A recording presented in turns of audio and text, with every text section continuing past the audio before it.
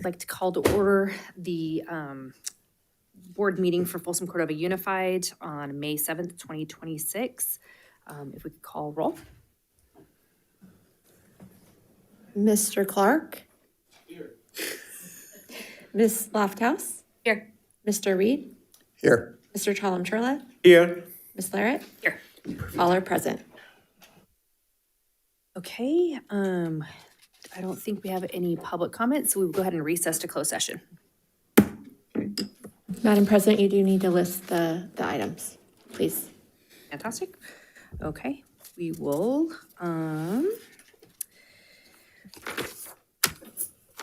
go to closed session where we would discuss student matters, expulsion recommendation case 2526-13, employer-employee relations, conference with legal counsel, conference with real property negotiations, and personnel matters with respect to every item of business to be discussed in closed session pursuant to section 54957.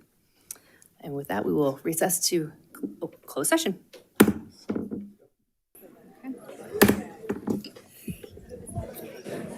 Welcome to the regular board meeting of Folsom Cordova Unified on 5/7/2026. We are resuming to open session.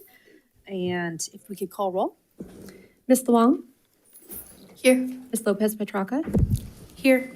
Mr. Clark? Here. Ms. Lofthouse? Here. Mr. Reed? Here. Mr. Chalem-Churla? Here. Ms. Larrett? Here. All are present. Thank you. Okay, we will move to our land acknowledgement. As the Folsom Cordova Unified School District, we acknowledge that our administrative facilities and schools occupy the unceded territory of the Nishnawin and Miwok, the original people of the skies, land, and waters where we work and learn. We also recognize the presence and ancestral stewardship of the Nishnawin ancestral tribes, the Esto, Notomuse, and Nisimpawanan to the north. And the Miwok ancestral tribes, the Amakumne, Consumne, Hapumne, and Makumne to the south along the Great Sacramento River system since time immemorial. We understand that this land upon which our institutions are built was once flourishing with the natural resources and sustained by the ancestral knowledge and practices of these indigenous people. We acknowledge the injustices of colonialism and attempted genocide that have impacted these communities and recognize the resilience of their descendants who continue to thrive today. In our daily endeavors of teaching, learning, leadership, and community engagement, we commit to supporting, respecting, and honoring their culture, traditions, and life ways. We pledge to work together for the evolving vision of the Miwok and Iseon, especially all future generations. Thank you. And if you'll please stand to join me in the Pledge of Allegiance.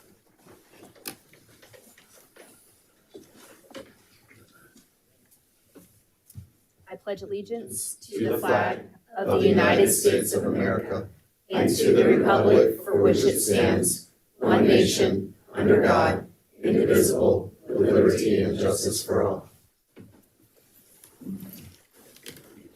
Thank you. A broadcast and recording is being made at the direction of the board, and the broadcast may capture images and sounds of those attending the meeting. Tonight's meeting is being live streamed on the district's YouTube channel. The recording will be cablecast as replays on Metro Cable Channel 14, the Local Government Affairs channel on the Comcast and DirecTV UVerse cable systems. The recording will also be closed captioned and video streamed at metro14live.saccounty.gov. Folsom Cordova Unified School Board District Policy 1313 promotes mutual respect, civility, and orderly conduct among employees, parents, and the public. We will treat staff, parents, and members of the public with respect and ask them the same in return. If any of the member of the public uses obscenities or communicates in a demanding, loud, insulting, and/or demeaning manner, the board will calmly and politely admonish the person to communicate civilly. Public comments during board meetings are an important component of public engagement and transparency. Public comment will be limited to the subject matter of agenda items. Comments on the subject matter not listed on the agenda will be limited to the period of time reserved on the agenda for general public comment and should be relevant to subject matter within the jurisdiction of the board or district. Members of the public will not be permitted to yield their speaking time to another member of the public. All written comments submitted by 2 p.m. today to the board have been read.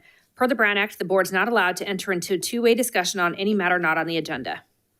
We'll move to item D, District Recognition Month, Asian American, Native Hawaiian, and Pacific Islander Heritage Month. Yes, I'd love to invite Dawn Maxey Parlor, teacher at Folsom High and equity leader, to the lectern to present. How are you? I'm doing well. How are you? So good to see you. Good evening, President Larrett, members of the board, and Superintendent Swanson. Like you have introduced me, my name is Dawn Maxey Parler. I'm a proud equity leader, parent within the district, and teacher here at Folsom High School. Tonight, I will be presenting Asian American, Native Hawaiian, Pacific Islander Heritage Month. I invite everyone to recognize this year's theme, Powering Unity, Strengthening Communities Together. As we move through today's slides, I invite you to reflect on how this connects to our work, to our schools, and to our relationships we strive to build with students and families. Oh, I feel like I'm in my classroom. It doesn't work.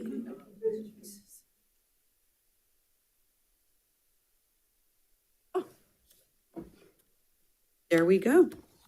I would like to begin first with this quote by Yo-Yo Ma. It is our job, from the littlest person to the oldest person, everywhere to say, we treasure this. This is our home. This is what gives us sustenance. This is what gives us meaning. It speaks to our collective responsibility that no matter our age, role, to honor what gives us meaning and sustains us. This is especially relevant in education. We help students understand identity, create belonging, and ultimately community. As we listen today, consider, how do we create spaces where all students feel identities are valued and protected? Take two. All right. So what does AANHPI mean? Let's take a moment to ground ourselves. The term Asian American originated in 1968 through student activism. It was the unifying term rooted in advocacy and identity. This includes individuals with origins across a wide and diverse region, East, Southeast, South, and Central Asia, Native Hawaiian, Pacific Islander. It is important to recognize that AANHPI is not just a monolith. It is a community that includes many cultures, many languages, and lived experiences. So this is a timeline of where we began and where we are currently. This timeline shows progression. In 1978, the first official recognition was just 1 week. As we move forward, and more recently in 2021, the term was expanded to explicitly include Native Hawaiians. This evolution reflects our broader societal understanding of identity, inclusion, and most importantly, representation. It is a reminder that language and recognition matter. They shape how we feel seen in this world. So this is why this month of May is so important as we look at their historical contributions, first with the arrival of Japanese immigrants in 1843, and second with the completion of the Transcontinental Railroad. This project depended heavily on Chinese immigrant labor, workers whose contributions were essential but historically under-recognized. This month is both a celebration and an opportunity to acknowledge overlooked histories. So we're going to now talk about just some notable figures. By no means is this a representation of the collective body. So we have Duke Kahanamoku. He was an Olympian, a gold medalist, but most importantly, he represented a culture of individuals that were not often seen. While we only touch on a few, I want us to acknowledge that this man represented his Hawaiian culture on a global stage, not just his athleticism. We have a woman in STEM, Kalapana Chawla. She became the first Indian-born woman to go into space. Although she has not been successful, unfortunately, she died. Her legacy lives on. She inspires women to get into STEM and to reach for the stars. Finally, we have Charles K. Cowell. He was a professor, and his contribution is how we send email, how we communicate, and how we now use the internet. So all of these contributions carry us forward. Thank you for your time and acknowledgement. Thank you.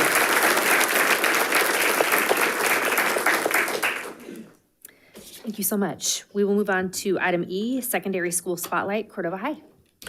All right, we have three amazing young Lancers. Come on up to the lectern. But before you get started, Lancers, it's one of my favorite shirts we have in our district. Can you turn and face the crowd so they can see your amazing t-shirts?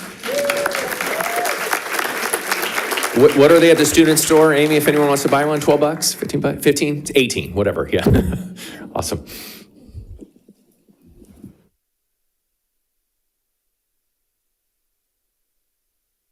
Hello, everyone. I'm Sophia Adair. I'm our current junior class president, and I'm next year's ASB president. Hello, board. My name is Brandy Fuentes, and I'm the current sophomore secretary and treasurer, and I'm next school year's ASB vice president. Hello, I'm Andrew Dobson. I'm this year's freshman rep and next year's sophomore vice president. And we are so happy to be here today to tell you guys all about our school, Cordova High School. To start off with our academics, in our upcoming 2026-2027 school year, we have some new course updates and additions. To start off, our Engineering Academy is now going to be a part of our IB career program, and this is going to allow the students to receive their International Career Technical Education, their CTE recognition.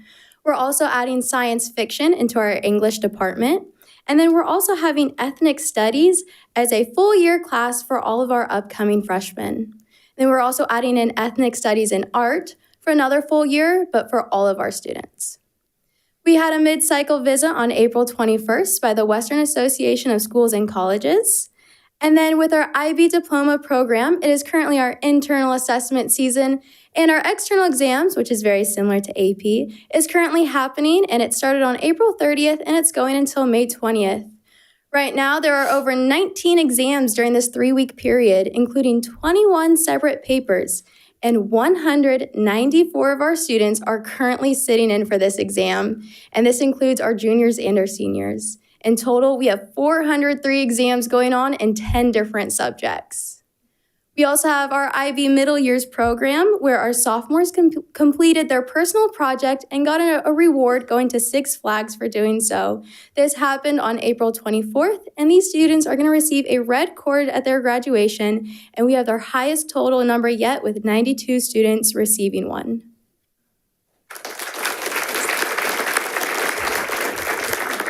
So at Cordova High School, we have many more academic programs, such as the CTE Engineering Academy Event Team. And our CTE Engineering Academy Event Team is one of the 8 teams in the country that were chosen for a grant of $7,500 through their storm drain invention. And this year, we've happily had an increase of 20% of our students earning the State Seal of Biliteracy, meaning 110 students this year have earned the State Seal of Biliteracy. And last night, we had our Senior Awards Night, where we celebrated our graduates earning cords, scholarships, diplomas, and etc.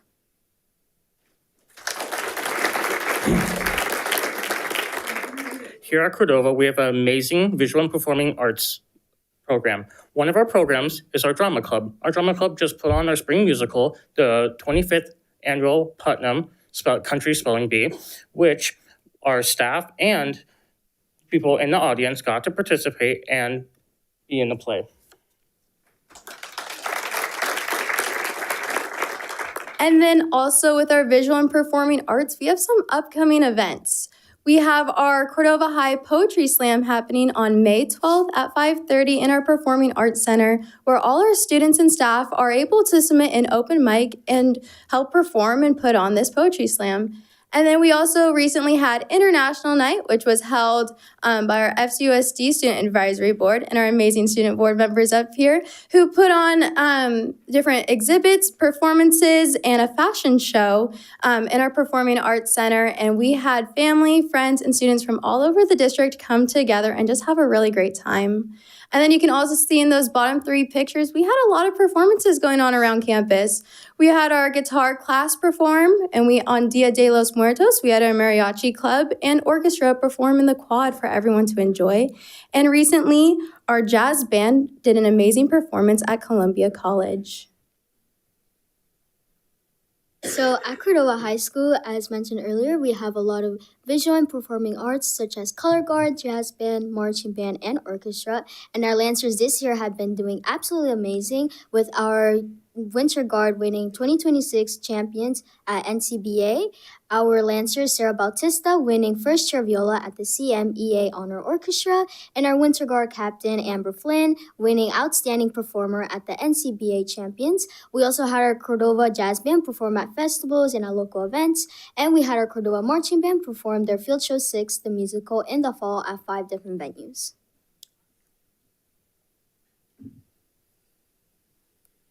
Here at Cordova, we have amazing athletes, including Macy Meredith, who went to state finals for wrestling.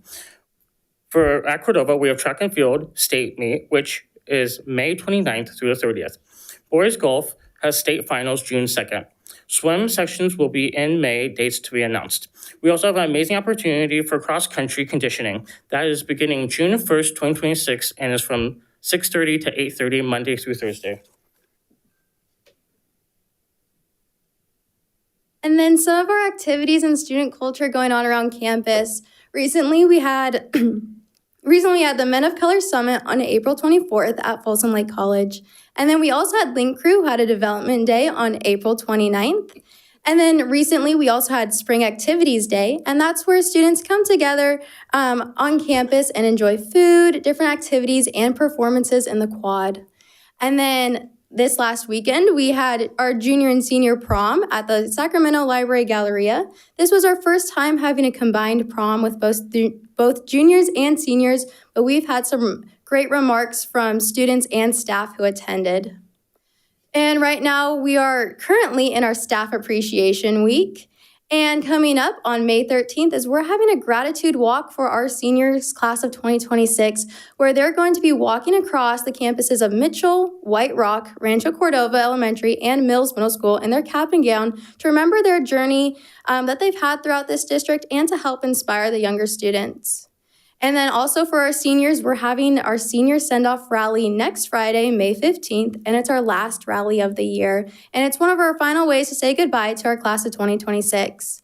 And then the seniors can also continue celebrating their graduation by attending our senior pool party on May 21st. So at Cordova High School, we have a lot of activities and student cultures.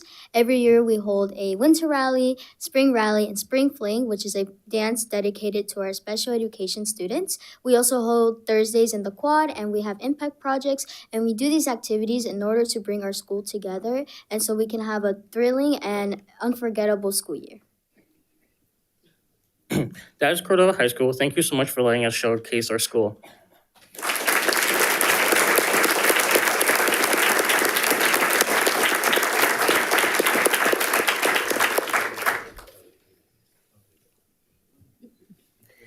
Thank you so much. Appreciate you guys.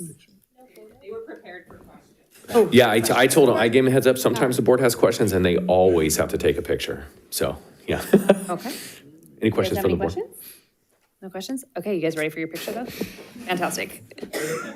Yeah.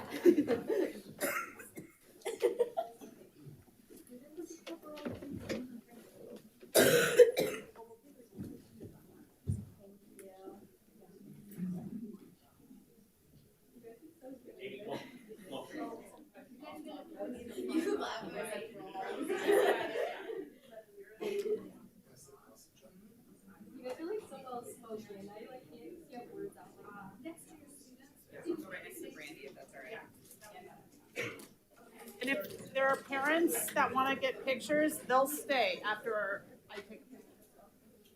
Feel free. Okay. All right, look up here. Don't go anywhere. Does anybody else want to take a picture? Good? Okay, okay. All right, we're good. Thank you so much.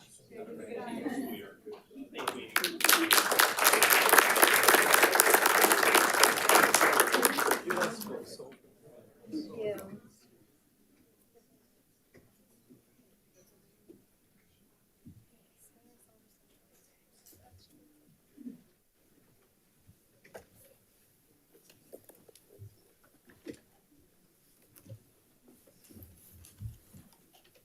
Okay. Okay, we will move on to item 5, reporting out of closed session. Superintendent? Nothing to report. Thank you. Okay, item 6, adoption of agenda. I'll move. Moved by Mr. Chalem-Chella, I'll second. second by Ms. Lofthouse. Ms. Luong? Aye. Ms. Lopez Petracca? Aye. Mr. Clark? Aye. Ms. Lofthouse? Aye. Mr. Reed? Aye. Mr. Chalem-Chella? Aye. Ms. Larrett? Aye. Motion carries 5-0. Thank you. We will move on to agenda consent, and we'll be pulling item U You? Yep. so that the student board members can abstain. Motion? I'll move the consent agenda except for item U. I'll second on that. Moved by Mr. Reed, second by Mr. Chalem-Chella. Ms. Luong? Aye. Ms. Lopez Petracca? Aye. Mr. Clark? Aye. Ms. Lofthouse? Aye. Mr. Reed? Aye. Mr. Chalem-Chella? Aye. Ms. Larrett? Aye. Motion carries 5-0. Thank you. Superintendent? Yes, with the adoption of the consent agenda, we have a couple special announcements to make. I'd like to invite William Fitzpatrick to the lectern. We'd like to celebrate, Folsom Cordova is pleased to announce William Fitzpatrick as the next head coach for the Vista Del Lago High School in 26-27. A true Eagle, Fitzpatrick returns to his alma mater after graduating in 2017, bringing both passion and a deep connection to the school community. Following high school, Fitzpatrick continued his basketball career at Case Western Reserve University and Folsom Lake College before transferring to California State University, Sacramento. At Sac State, he embodied the true meaning of a student athlete, graduating magna cum laude while serving as team captain. Fitzpatrick began his coaching journey in 2020 with Vista Talons AAU and NorCal Pharaohs AAU programs, later returning to Vista Del Lago in 2024 as an assistant coach. Known for his strong work ethic, leadership, and ability to build genuine relationships, he has earned high praise from his former coaches. Sacramento State head coach Brian Katz noted that in his 45 years of coaching, Fitzpatrick's character is second to none. With a commitment to integrity, player development, and program excellence, Fitzpatrick is poised to lead Vista Del Lago High School boys basketball into an exciting new chapter. FCUSD is proud to welcome back this legacy Eagle as its next head coach.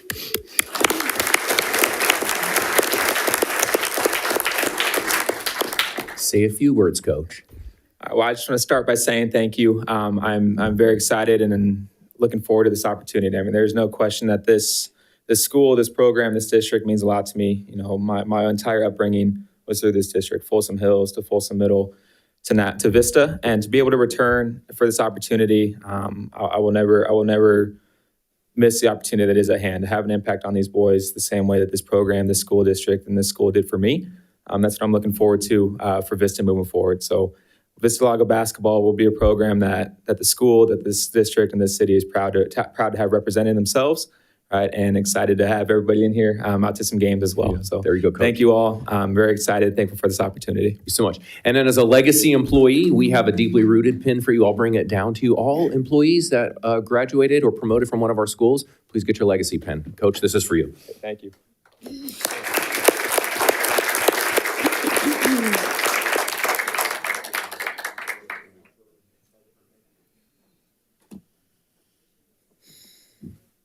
Were we supposed to vote on item U? Oh. Yep, we can do it after the introduction. Thank you, Addie. All right, next up, Folsom Cordova is pleased to announce Sarah Shintaku as the next assistant principal for Vista Del Lago High School for the 26-27 school year. Come on up, Sarah. Let's give her a round of applause. Ms. Shintaku most recently served as the Dean of Student Services at Ponderosa High School, where she was instrumental in fostering a restorative school culture and enhancing student engagement. A veteran educator with 18 years of experience, she has served as a summer school principal, interim assistant principal, department chair, and English teacher. She holds a master's degree in bilingual and multicultural education from CSU Sacramento and a bachelor's degree in English from UC Davis. Driven by a philosophy of equity and data-informed decision-making, Ms. Shintaku is committed to expanding opportunities for all learners.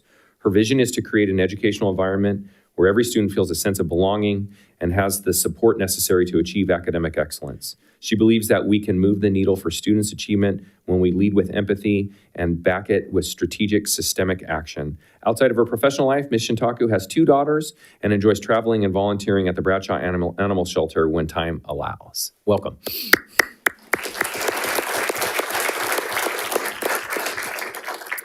Thank you, President Larrett, Superintendent Swanton, and members of the board. I'm just incredibly honored to be a part of the Folsom Cordova family, and excited to be joining the leadership team at Vista Del Lago. I'm really looking forward to partnering with Principal Lenhart and the staff and the families of the Vista community, and just working on continuing to build a campus environment where every student can thrive both personally and academically. I'm ready to jump in and work for the students in the community, and I'm looking forward to joining the Vista team. So I thank you for your trust and the warm welcome I've already received here at Folsom Cordova. Thank you.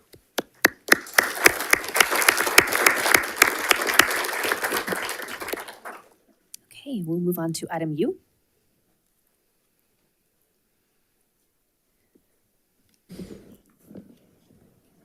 I'll move item U. Moved by Mr. Chalem-Chella, I'll second. second by Ms. Lofthouse. Ms. Luong, Abstain. Ms. Lopez Petracca, Abstain. Mr. Clark, Aye. Ms. Lofthouse, Aye. Mr. Reed, Aye. Mr. Chalem-Chella, Aye. Ms. Larrett. Aye. Motion carries 5-0. Okay, we'll move on to special presentations. First one will be for the National Board Celebration. Yeah, I'd love to invite Sarah Kirby-Gonzalez to the lectern to celebrate what an incredible accomplishment for some of our teammates. Thank you. I'm really excited to be here with you all. So thank you to President Larrett, to Vice President Kalmachura, to the full board, our student board members, Superintendent Swanson, and all of our guests. So I am the facilitator for National Board Certification. I have been so honored to do that work here, and I'm excited to talk to you a little bit tonight about our newest National Board Certified teachers. The picture I chose tonight is Paige Biscow, who we're going to honor in a little while. This is one of her teams that she coached. And I just love this picture because you see all of the joy in their faces, and it reminds us of the work that we do to serve students is really the whole child, inside and outside the classrooms, or the work of our teachers, and making an impact with our kids. So our national board is a gold standard in teacher certification. I've been here before to this board, so I know that you know this well. And it aligns with your process targets of continuous improvement, coaching, and of course the PLC process. And at the core of every single certificate, there's 23 different certificates. So we have music teachers going through this, physical education teachers, from kindergarten all the way up to high school. But we are all committed to our kids. We know the subjects we teach. We're responsible for managing and monitoring the learning. We think systematically about our practice, and we learn from experience. And of course, we're members of the learning community. So just like the district initiatives of the HRS, you know what I mean, and our PBIS too, it's really getting us focused on the right work, as we talk about often here. So this is the right work for our kids. There are 4 components to certification. So if anybody is interested in this, any teachers listening, then reach on out. We have a web page on our website as well.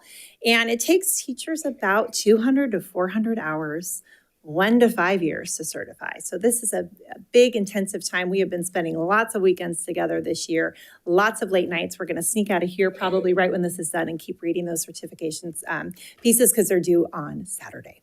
They have a computer-based test, and then they show how they differentiate with their students. There's videotape samples that they give as well, and then we go through formative and summative assessments. And this is created by teachers and evaluated by teachers as well. This is some of our stats. So we have now had 82 teachers achieve national board certification in our district. We have highlighted our active teachers because it does expire, but anybody who has gone through that process, we really want to honor. Many of them you'll see that you recognize are who are in leadership roles within our district. So they might not have stayed active for whatever reason as they're going through. It says 28, but we actually have 27 who are active certification right now. But I'm proud that at all 4 of our comprehensive high schools, we have national board certified teachers with active certificates. They're across 9 of our elementary schools from both cities across the district. And then we also have 4 national board certified teachers who are working at multiple sites supporting in mentor roles and lead teacher roles. You all support our program by funding our candidate and renewal fees. That has been in place for quite some time, and that is the reason that Folsom Cordova leads all of the region in this work. And you also provide an annual stipend to all of our national board certified teachers. It goes up every year a little bit, and so now we're at $916. And then the state has come along, and we're so grateful for this work. It started 5 years ago where they started the incentive program. So this comes directly from the state, goes through the Department of Ed, comes to the county, and comes to us. So they will pay for our candidate fees if you are at a high priority school, of which we have many. And so I told you earlier that Folsom Cordova pays these fees, so this is all savings to the district. So in the last 5 years of this program, we have saved Folsom Cordova over $50,000 in this work. The other thing, yes. And a huge thanks too, because this wouldn't happen without the business department, the HR department, so all of the departments in the house we appreciate as well. And then we also are able to capture incentives. And so these are for our high priority schools. If teachers commit to working there for 5 years, then they do get $5,000 annually. And that's helping us have retention at our schools who need it the most. And so we have captured and awarded to help retain our teachers $220,000 in incentives over 5 years, which is also a huge, huge win and a big lead for the district. Since this incentive was enacted, and I want to say it doesn't just support our high priority schools we might think about. This is also bipartisan work. The legislature supports it because it's also rural school districts and many others. So this is work that really supports everyone. And we were we were educating our representatives last week. National board supported us in doing so, Joanna Slaughter and I, and we went and we talked to the representatives that we have here. We talked to Senator Roger Niello, we talked to Assemblymember Josh Hoover, we talked to others who are on the Education Committee and told them about the work we're doing and what's happening in Folsom Cordova. And across the board, again, bipartisan support to continue this work, which we're so grateful for. And it does help us to really target and address the persistent disparities. It's one tool that the state has enacted to help us with the achievement gap. And I know you're going to talk about that later as well. And while having a national board certified teacher at a high priority school doesn't magically just fix our achievement gap, it is one tool that really helps us. And it gets us focused on the right work, all of those things I talked to you about earlier. So since this program was enacted across the state, 37% increase in national board certified teachers at high priority schools. In Folsom Cordova, there has been a 160% increase. I think we should, did you hear that? And then what do our kids think of having a national board teacher? Here's what they said. When they learned that their teachers were spending 200 to 400 hours of work outside of the classroom, really trying to become better teachers for their students and to support their students, these are some of the words that they had to say.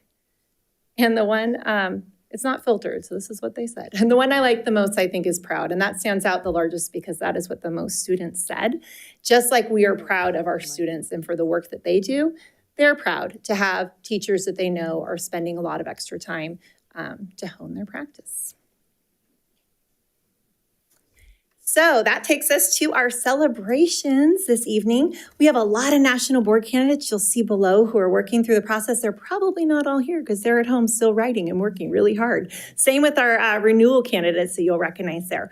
But the ones that we're honoring tonight who have successfully achieved national board, first up is also one of your employees who's deeply rooted. She is a product of Folsom Cordova, and that is Paige Biscoe.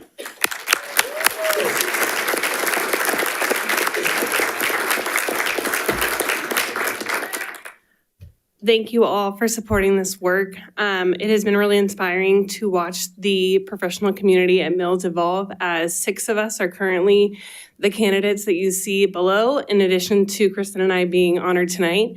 As an instructional coach, this process has pushed me to be a more reflective practitioner, but also helped with my coaching conversation and the questioning that I help with my teachers as I support them. Thank you again for your commitment to this program, and thank you to Sarah for mentoring us through this process. It is a big chunk of work, let me tell you. But I've never been more proud of the direction that the Mills professional community is going, so thank you.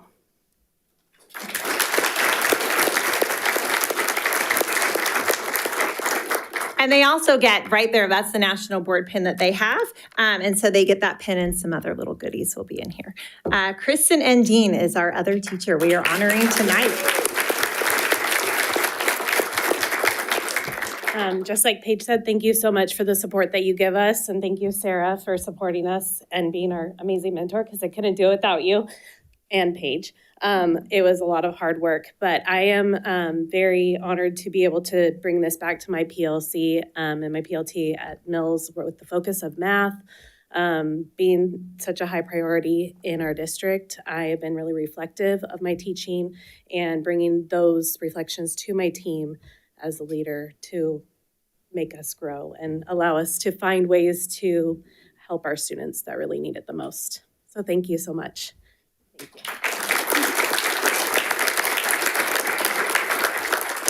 And our other teacher is Wendy Pratt, who is at Cordova High School. And unfortunately, she has a second job. And so that's where she is right now. So we miss Wendy, but she knows that we're honoring her and we will be sending her her pin. So if we can all clap for Wendy.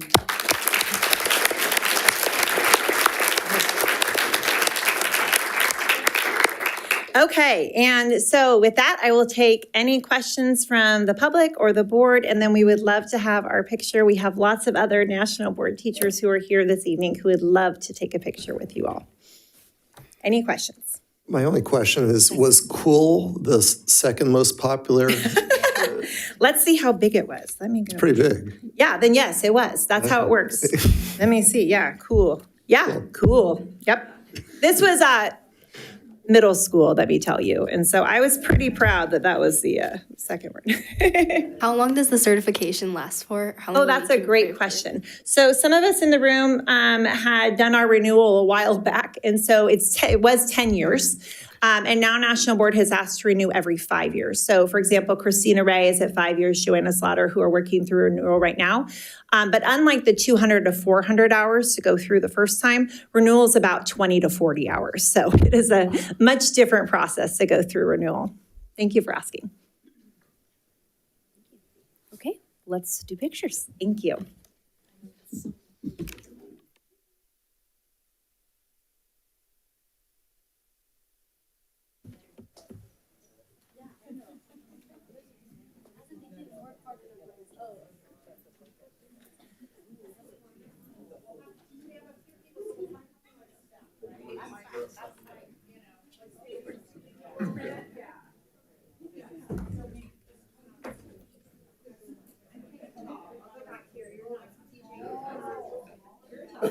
Yeah.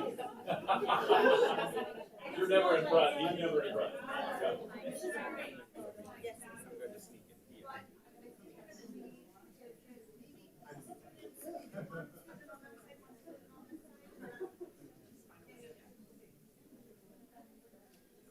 You guys have family in the audience? I'll share this picture with anybody who wants it. Oh no, sorry, my phone is doing a weird thing.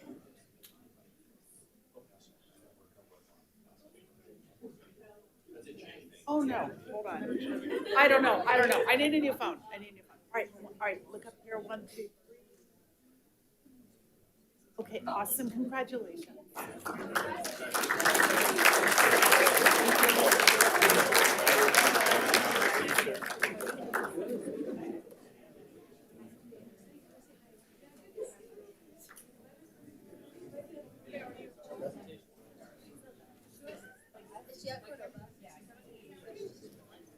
Oh my gosh, that class is so fun. That's so cool.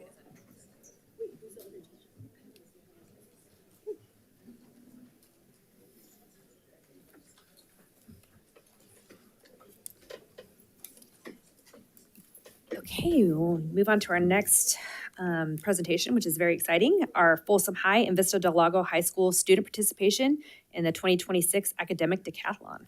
Yeah, I'd love to, let's give them a round of applause. Invite our students and our Acadeca coaches, Jessica Mann, Ryan Peterson, and Melinda Wilson up to the lectern, or just students, okay. All right, hi everyone, my name's Hannah Huck. I'm Mihalina Kwijinska. My name's Akari Chen. And I'm Alessandra Segazio. And we're representatives from our school's academic decathlon teams from 2026. First, I'd like to thank Board President Larrett, Superintendent Swanson, and the entire board for letting us be here today and giving us this opportunity to present our amazing teams and what we've achieved over the past few years. So thank you.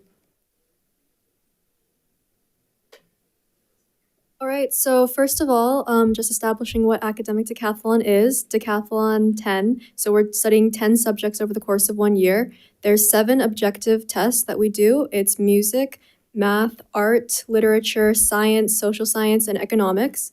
And we do 50-question multiple choice tests on all of them. And then we also have the 3 subjective tests, which are essay, a speech, and that's a planned speech, and an impromptu speech, and then also an interview. And these are some of the things that we learned this year. Our topic this year was the Roaring Twenties. Every year the topic changes. This year we read The Great Gatsby, we listened to a bunch of jazz music that we couldn't tell apart, and we learned about President Harding and the Jazz Age. It was a super fun year. I know everyone at Vista really enjoyed it. We got some lovely presentations about the art of the Jazz Age from our very own student board member, Addie Luong, who is also on the Acadeca team.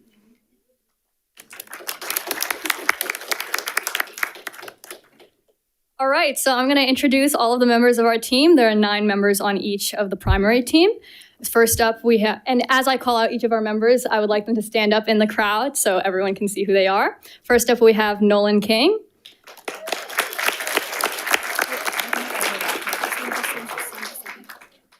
He is a junior this year, and he competed on the Scholastic team. Next up, we have Sanvi Senganseti. She was a junior this year, and she also competed on the Scholastic team. I am obviously the third one. I'm a senior this year, and I competed also on the Scholastic teams. There are 3, Next up, we have Prasida Uraisi.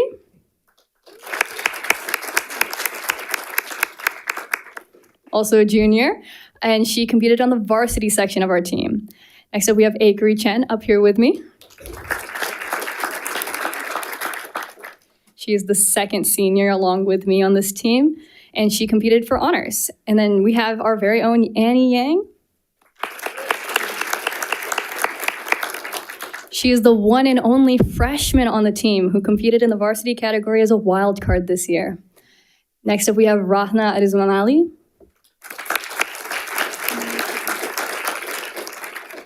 She is a junior, and she competed in the honors category this year.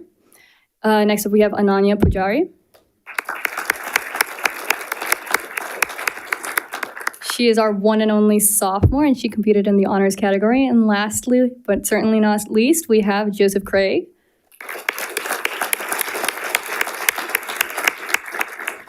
He is also a junior this year, and he competed in the varsity category. For a little bit of context, out of the 9 members of our primary team, we are divided into 3 different GPA categories. So we have the honors GPA category, the scholastic GPA category, which is the middle one, and the varsity category. And freshmen are allowed to compete in any category. Now for the Vista Del Lago team. So first up, I want to introduce everyone to our favorite mascot, Pusheen the cat, with whom I share a birthday. Unfortunately, she could not be here today, but she is our mascot and she goes with us practically everywhere. First off, we have junior Arush Poganapal, who competed for the first time this year. He's over there. And Arush was a member of our varsity team. And next we have Arsha Day. She's not with us today, but she competed with us as a sophomore for the first time this year in the Scholastic category.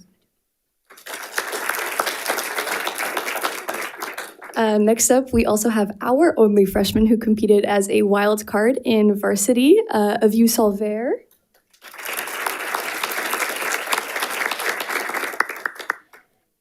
And then we have Sanjeev Amblam. He's also not here today, but he competed with us also in the Scholastic category. I'm up next. I'm Mihalina. I'm a senior this year, and I competed in the honors category. And then we have Antonio Castellanos. He's a senior, and he competed with us in the varsity category. Then we have our MVP, Alessandra. She competed with us on the honors team, and this is her third year of Acadeca because unfortunately, when she first joined, freshmen were not allowed to compete, so she did the maximum amount of years that she could.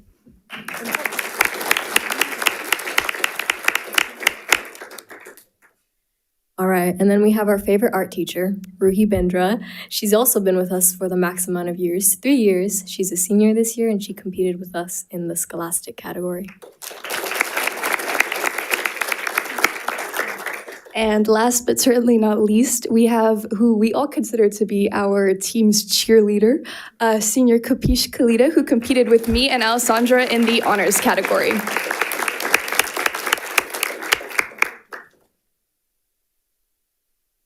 All right, so the next slide's about county competition. This happened on January 24th, 2026, and anyone who's been doing Acadeca knows that this was moved up a little, so we were all panicking.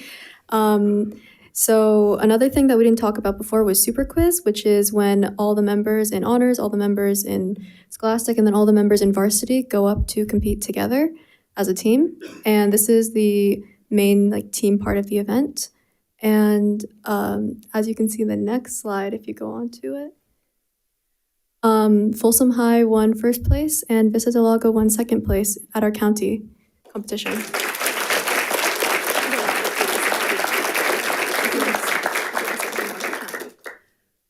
All right, so back to county for a little bit. As you can see over here, we have some photos of both of our teams receiving medals. SCOE put on this event. It was super fun, and you can kind of see it in the background, but every year, students in the Sacramento County of Education can submit a piece of artwork that will be used in the promotion for this year's theme. All right, moving on to state competition. Super exciting since both of our schools got to go. And as you can see there, we do basically the same thing. We take the multiple choice test, we do the speech, we do the interview, we do the essay, we do the super quiz, but we do it at the state level. And there were over 50 schools, I believe, at the state level. And so everything was amped up a little bit. The tests were harder. The competition was also harder. But there are a couple exciting parts about state too. We also have the nerd ball, which it's called that by everyone. It's not just a nickname we made up. And we get to dress up and we get to have some fun after all the tests. So it's a bit of a de-stressor. You can see a couple pictures of our teams studying, and the picture at the bottom right is of us, the Scholastic team, the Scholastic category at Folsom High, taking the super quiz. And yeah. On the county competition slide earlier, you could also see a photo of Vista competing. That photo was posted on the Folsom Times. You can go first. All right, results. So for super exciting for Folsom High School, we've scored the highest we've ever scored as a school. In Division II, we came first place at the state level.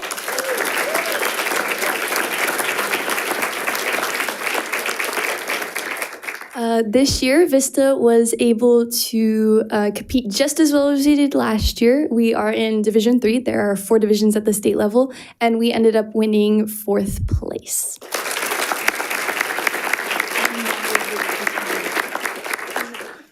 All right, so this academic decathlon is a 30-year program at Folsom High School, and it's a 12-year program at Vista del Lago High School. And it's obviously with the support of our schools and our communities that we are able to keep this program alive. As you can see, these are all individual pictures of us celebrating with our medals, because both of our teams did super, super well this year, and I hope to continue this program, even though as a senior, I will not be here. Me and Akery are both 4 years decathletes, so this is our last completion of the set of 4 years in a way.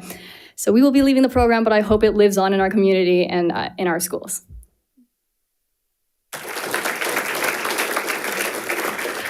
We also wanted to take a moment to congratulate our coaches. Even though it's us as students who are competing, we could not do it without any of them. Even though the Vista Del Lago program is newer, we have an absolutely amazing mentor in our teacher, Miss Mann. And our program has the benefit of being very, very student-led. We divide up all of our work in terms of teaching, fundraising, doing team-building activities into different student-led committees. So we all get an opportunity to collaborate, and I think Academica is one of the most unique programs that this district offers. And then also just some final words to thank our coach as well, our coaches, Miss Wilson and also Mr. Peterson. Big thanks to them. Academic Decathlon has been such a special part of Hannah and I's life for the past 4 years, and I can definitely say it's helped me grow in terms of public speaking in ways that I wouldn't have grown before. And as always, Academica is always looking for volunteers during county competition, so keep an eye out for that. And then finally, this trophy has been in our district for 7 years running.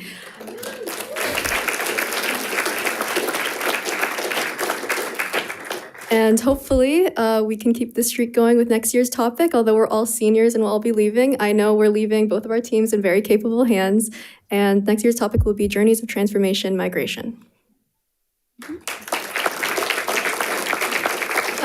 Any questions? No questions, just a comment. I am so proud of you all, and I think that I've been following you since I've been on the board, and every time you turn around, you guys are winning first, second place, and it's just amazing, and it looks like a repeat next year, so we'll keep it 8 years running, right? And I kind of giggled a little bit because when I was in high school, I was considered a nerd. It's like the nerd ball. I love that. You guys should actually brand it, Nerd Squad. Hey, sign me up. I'll be an honorary member. But no, I am incredibly proud of you all, and great work. Your teacher, phenomenal. Just keep it going.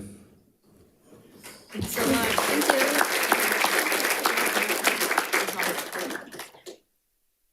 How about we take a picture? It's the trend of the night. You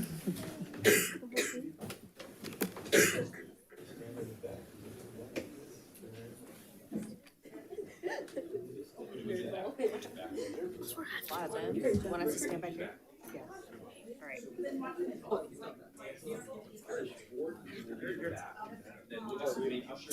Yeah, just because you're such a large group.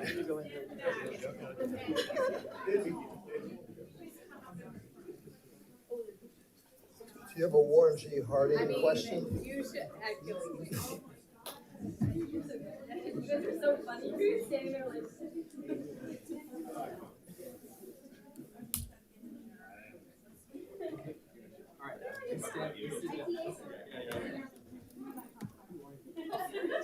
I still don't think we're tall enough. Just find a window. Oh my goodness. Okay, so I'm gonna take a picture and then you're all gonna stay there because I see a lot of cameras behind me. Don't move, okay. Come on up, come on up.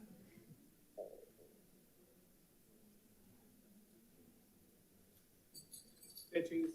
Thank you.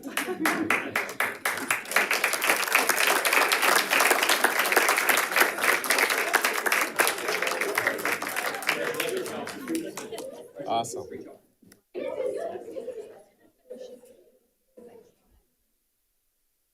Shout out.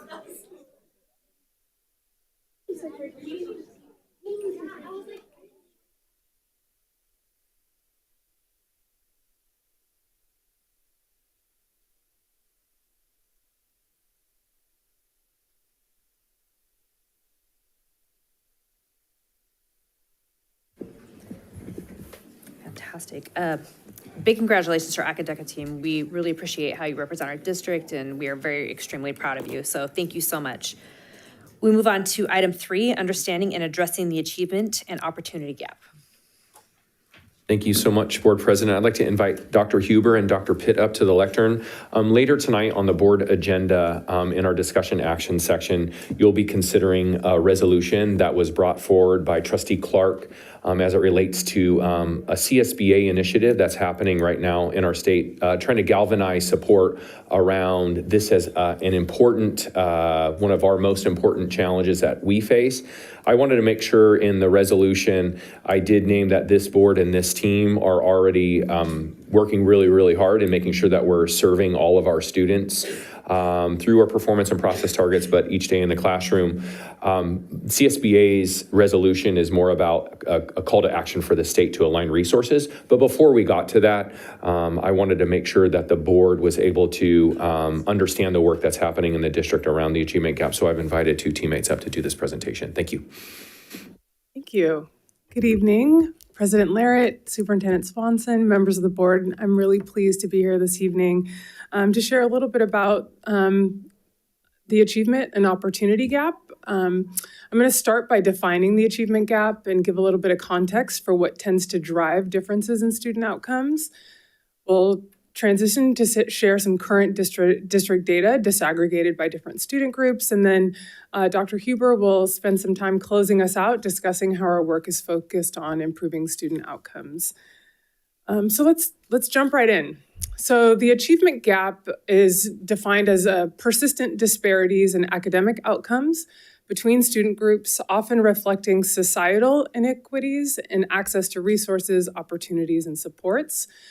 It's important to note that the term doesn't just describe differences, it points to systematic, predictable disparities tied to opportunity and access, and not ability. I want to jump in a little bit. As we talk about closing the achievement gap as educators, we tend to focus on the things that we can control while planning for the things that are outside of our control. Student achievement reflects the opportunities that students have access to both inside and outside of school. For example, I'll give a metaphor. If 2 runners start a race from different starting lines, we shouldn't be surprised when their finish times differ. So the achievement gap is actually talking about the finish times, whereas the opportunity gap is a little bit different, and that is examining the starting lines and the conditions along the way. So, 20 years ago when we talked about the achievement gap, we really were just talking about the outcomes. I wanted to bring in this concept of the opportunity gap to show that those two really go hand in hand. We can't just talk about the outcomes without considering the inputs. And the inputs, when we talk about education, are not just the teaching and learning inputs, but they are also the broader society, our community, our world, policies, legislation, structures, things far outside the scope of and outside the control of education. But our job as educators is that as students come into the door, our job is to adjust and adapt and differentiate our supports and our instruction based on those students' needs, based on how they show up for our schools. I'd like to point out that this graphic is not suggesting that the outcomes are predetermined by any means. It shows that when students have unequal access to opportunities and supports, we should expect differences in experiences and outcomes unless systems intentionally intervene. When I turned over to Dr. Huber, he's going to talk a lot about the way that our system has and continues to adjust to systematically intervene. And I'm going to start next by talking about some of those out-of-school factors that contribute to the disparate outcomes that we see and that contribute to the achievement gap as it currently stands. I'll start with talking about poverty.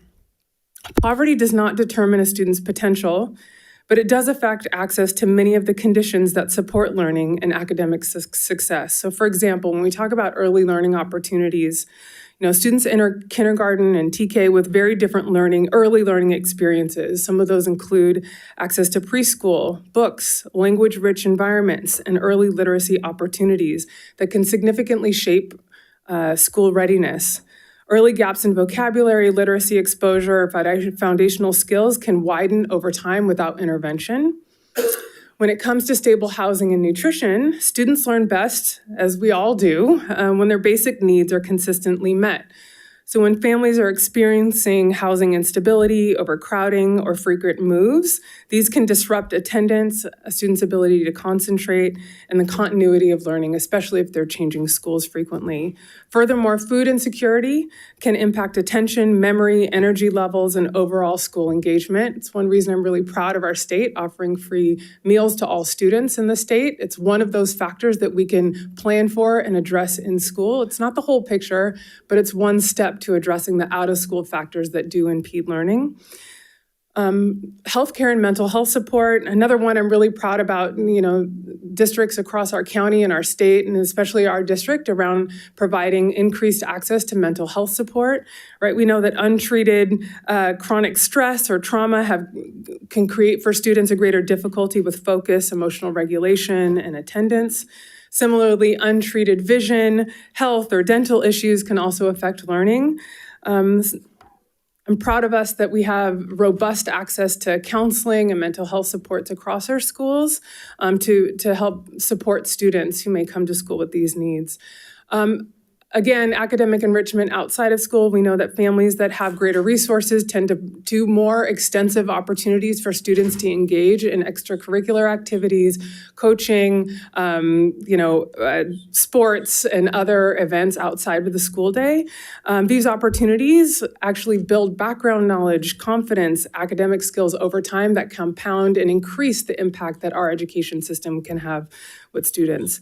What we know from poverty and how it impacts academic achievement is that schools with higher concentrations of poverty often face greater challenges in achievement, attendance, and graduation rates. It's important to point out, though, that this reflects differences in access and opportunity, not ability, right? If we want equitable outcomes for our students, we must pay attention to the unequal conditions students may be navigating before they even arrive at the school day.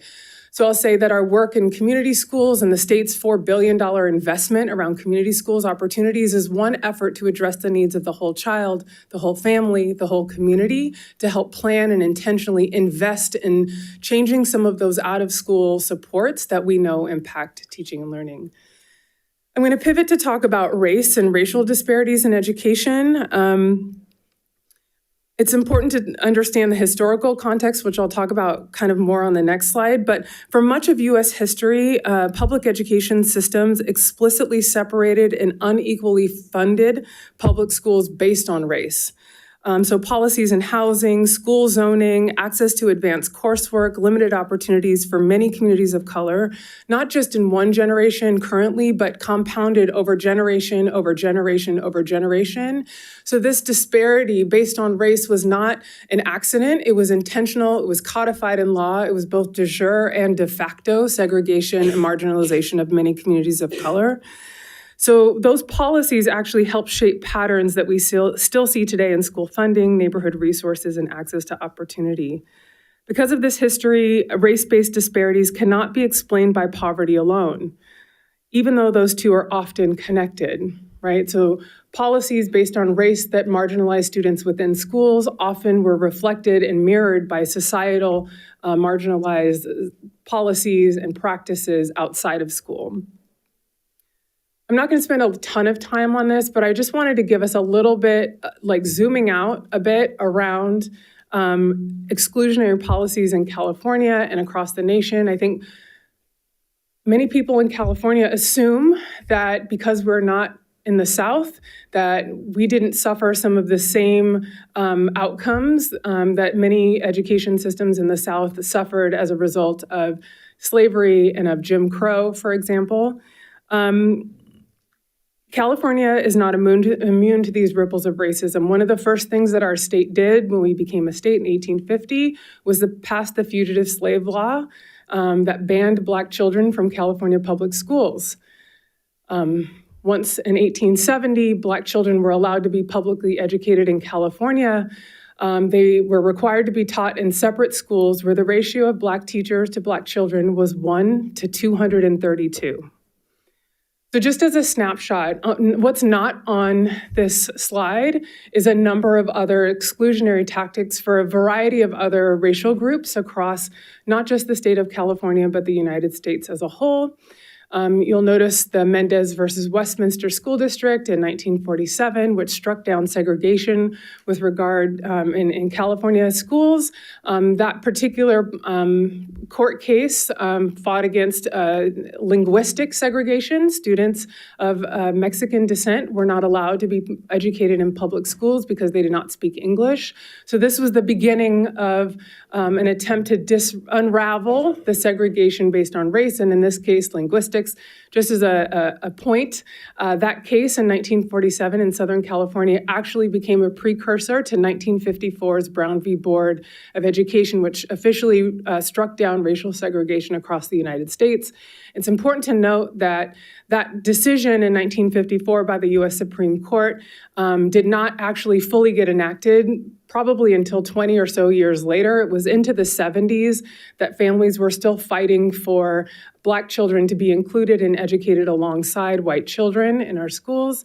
Another important feature that I'll just put a pin in for a later conversation, when we talk about diversifying the workforce and having more educators that reflect the nationalities, ethnicities, backgrounds, and languages of their students, one of the things that happened as an unintended result of the Brown v. Board case was that although Black children were officially allowed to be educated alongside white children after that court case, what was not allowed was Black teachers were not allowed to educate white children, which systematically erased an entire group of people in the Black community that had college degrees, that were educators, very proud of being educators. All of a sudden, they were unemployed.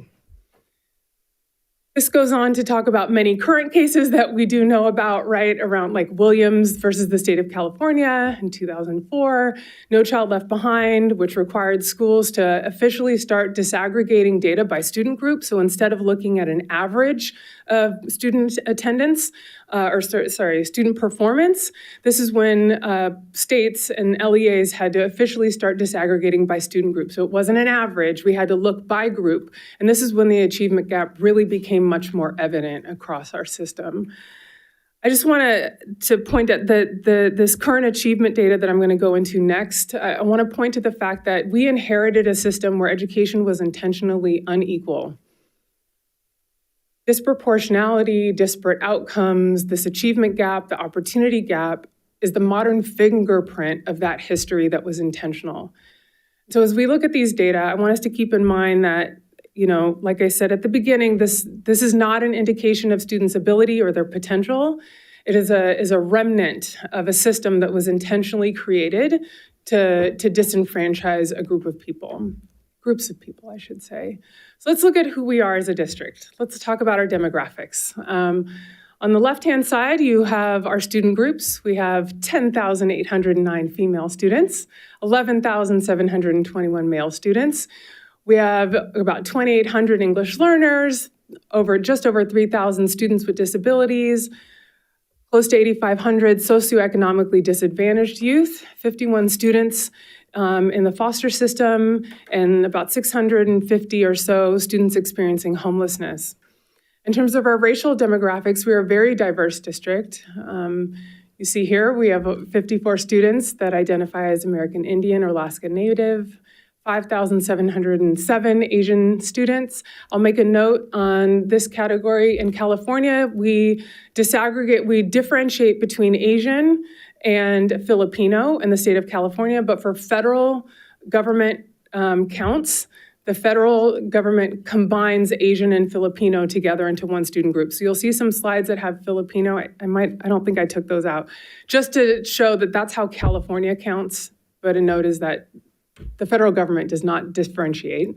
We have 882 Black students, 5,346 students who are Hispanic or Latino, about 144 Pacific Islander Native Hawaiian students, a good number of students that identify as 2 or more races, and 7,567 white students. The total of 22,547 students in our mid-sized district here in California. So we're going to start with talking about outcomes by racial group. So this is the percentage of all students at or above standard for CASP and ELA, and this is over time. So you'll see when we talk about the achievement gap, this is typically what's talked about, right? The disparity between some student groups and other student groups in terms of achievement, and often those are predictable across many different measures. So you'll see African American students here are the lowest performing racial ethnic group in our district.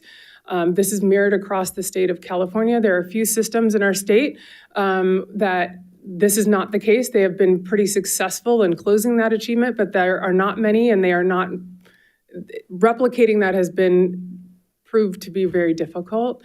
When we look at those ELA outcomes, and this is just, I could do 25 pages of slides in a lot of different ways, so this is just a sampling, but when we look at third grade ELA outcomes by student group, so this is looking at a comparison between all student performance versus English learners, students with disabilities, socioeconomically disadvantaged, students experiencing homelessness, and then a male and female differential here.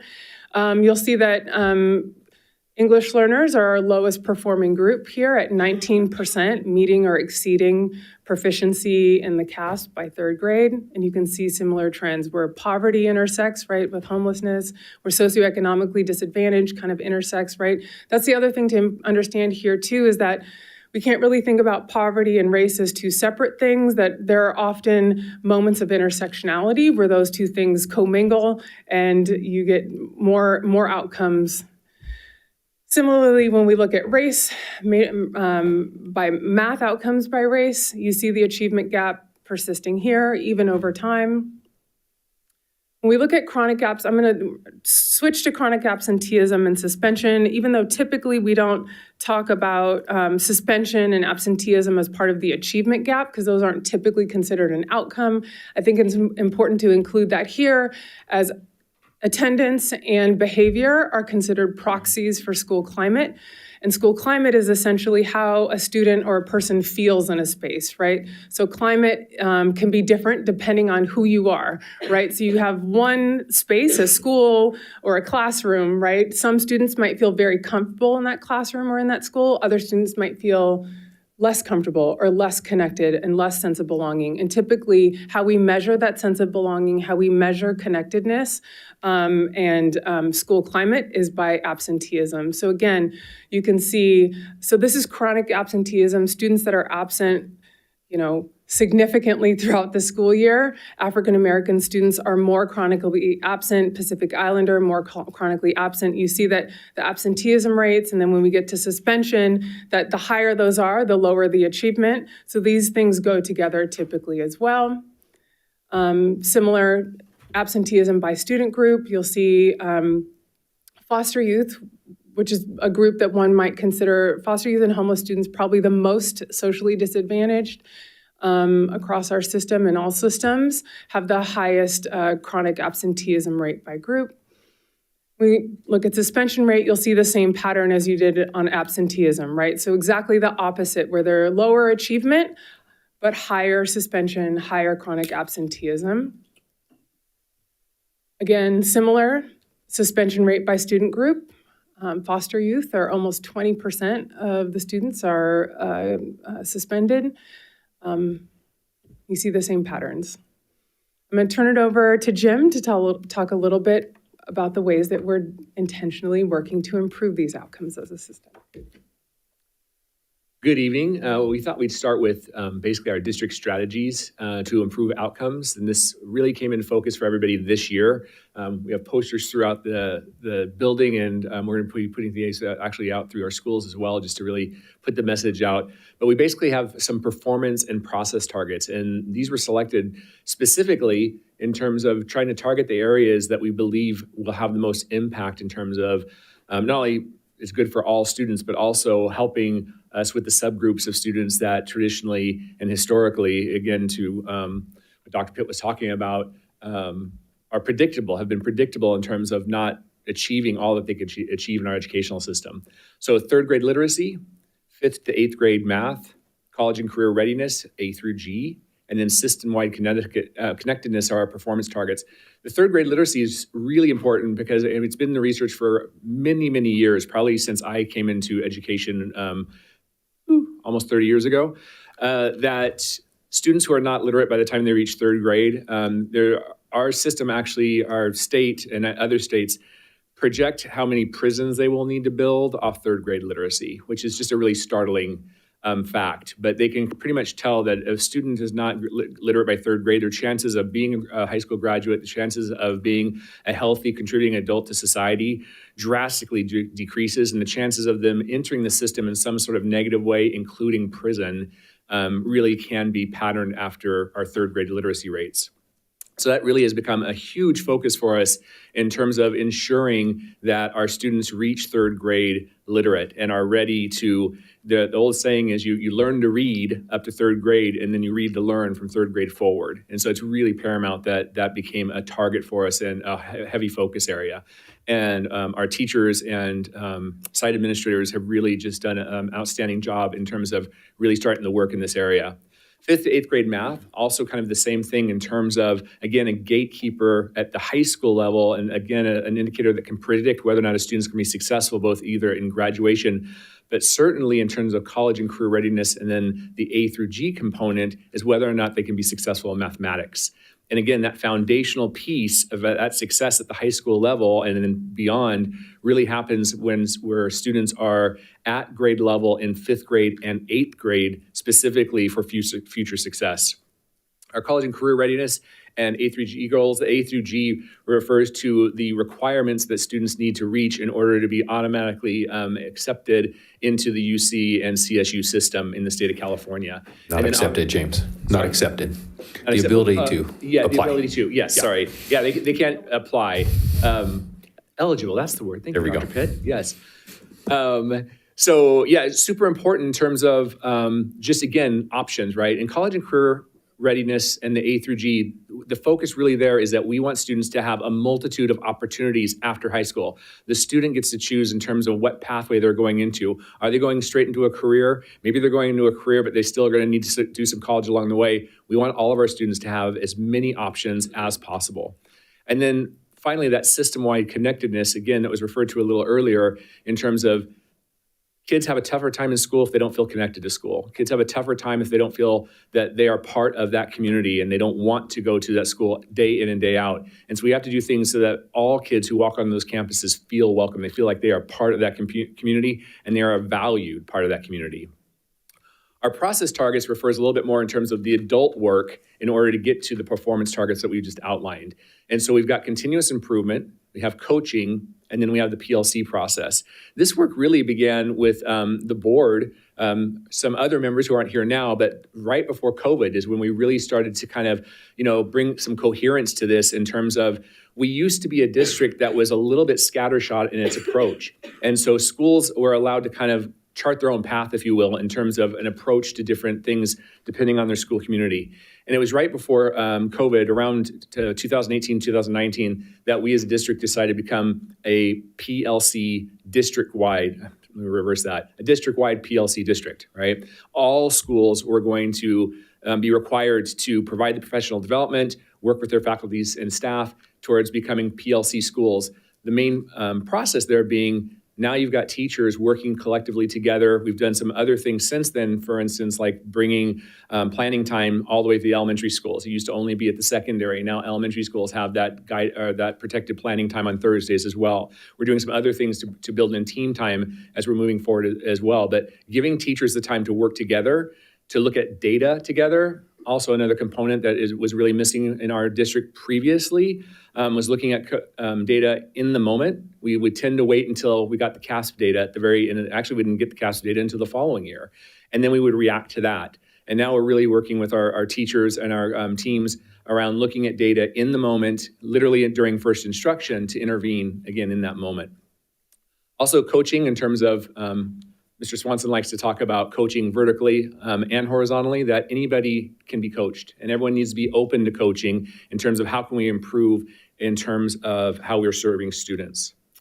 So a portion of that is something called targeted universalism. I won't spend a lot of time on this, but this basically, again, speaks to what we've been trying to do as we've moved into those process targets, because this was bringing the whole system. I probably should have put this graphic in, but there's a graphic that has one big arrow, and inside that big arrow is a whole bunch of arrows pointing in all these totally different directions. Again, somewhat of our approach in terms of the work we're doing now was how we approached that back pre-COVID. But the PLC process, response to intervention, multi-tiered systems of support, et cetera, are all sort of trying to bring things so that we universally are doing the same thing. So we have universal goals that we want for all of our students, and then we are going to build in targeted strategies to help all students attain those goals. So intentional actions within our system. One of our first areas of focus is high quality first instruction. Early intervention, that's academic, social, emotional, and behavioral. Strong relationships, connectedness, and a sense of belonging. Equitable access to programs and opportunities, and continuous improvement throughout regular collection and analysis of data. And again, one of the areas, if you go back in time a little bit, sometimes we didn't realize we sometimes got in our own way, or we sometimes approach things in a way that might not have been helpful for the students we were trying to support. So one of the things that would often happen is during first instruction, right, a student's first introduction to a lesson plan or a unit of study, well, perhaps this is a student that needed to have some support. The student might actually be pulled out of class during first instruction to receive support. Not super helpful in terms of if you're not even in class during first instruction, we're actually helping them dig that hole deeper. And so we're really getting intentional in terms of when we offer support and how we're approaching support to make sure that all of our students receive high quality first instruction, and that is not impeded in any way. Early interventions, academic, social, emotional behaviors. We have all sorts of different things. There's a whole bunch of acronyms for this. Things like WHEN, is one of them, what I need time. MTSS, again, multiple tiers of support. All super helpful. We love acronyms in education. But the point is there are so many ways now that we come at particular student needs, and we're much better at identifying things in the moment and then intervening in the moment rather than waiting further down the road from the data to respond. Also part of this journey is improvement science. Improvement science is really becoming the way we do business here at Folsom Cordova. And so again, to Dr. Pitt's point earlier, the achievement gap is multifaceted and it's complex. And so in terms of coming at this, there's a bunch of different ways that we really have to look at the data, decide what we're going to do with the data, respond to it, and then determine, did it have the impact we wanted? One of the questions we ask right now is, what would success look like? And so we're trying to do things in small chunks. Try something, intervene in the moment, look at what it's getting for us, what does the data say is happening, and either adapt, adopt, or abandon is our approach now, right? If it's working, we stick with it. If it's not working, then what do we need to do to either change it and see, and we're back into this process, collecting the data to see if it worked, or is it not working and we need to move something else? The district's commitment now to this process, I think, is really going to lead it to some benefits. I'm really excited to watch our journey over the next 3 to 5 years in terms of the impact I think we'll have on student achievement. And that concludes our presentation. Are there any questions? Thanks, that was very kind of you. Appreciate that. Yeah, Madam President? Yes. Yeah. It's interesting, when I look at slide 3, what is achievement gap? One of the things that I'll let you catch up here. One of the things that I've been highlighting for a number of years now is the boy crisis in society and academics. So when I read that definition here in that light, it's interesting, when you look at, often reflecting societal inequities and access to resources, opportunities, and supports. I know we have we started a little group that we're going to hopefully grow, task force on the boy crisis. But I think this would be a really good slide when we get that group up and running to talk about and look at what's driving that. Because I notice on the following slides, we talk about poverty, we talk about race, but that doesn't necessarily explain what's going on with gender. On slide 9, this was actually something, I learned something, is I hadn't thought about this before. I've asked for the gender to be added, which, by the way, thank you. I apologize. I should have led with thank you, because I have noticed an effort over the last year and a half of always including gender. We didn't used to include gender ever. It was always, other demographics, but gender was never a demographic. And I think, honestly, we're leading the way probably in the state, if not in the country, in looking at gender differences as well, and I think that's a good thing. But what I saw on slide 9, and it's a question I never thought to ask before, was what's the raw number of males versus females in our district? We have 900 more males than females, which honestly gives them a leg up if things were equal.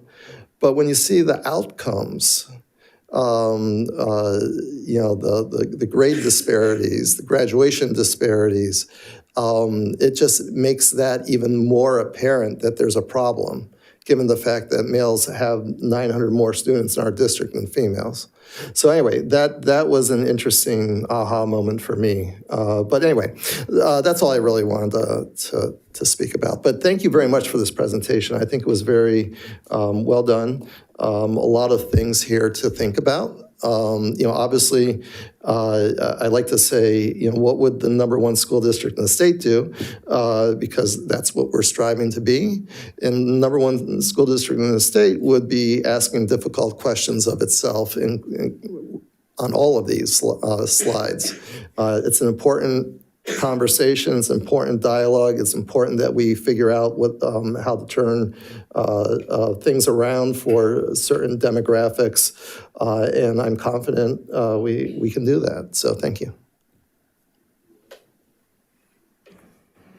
I just wanted to thank you guys for the presentation.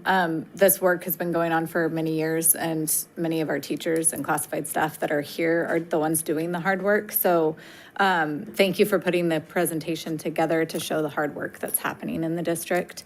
I am thrilled to see data actually being looked at. We started the process when I was in the district with rolling out the PLCs, and these conversations are now not scary.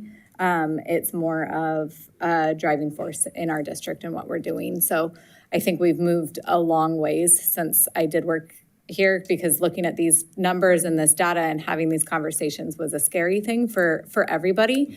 And these are the conversations that are happening in the PLC meetings, at the school sites, at the district level, and everything. So I just wanted to say thank you. Yes. Dr. Pitt and Dr. Huber, I know that slides 11, 12, 13, all those bar charts, everywhere. We can probably pause here. Either 12 is good, so many colors there.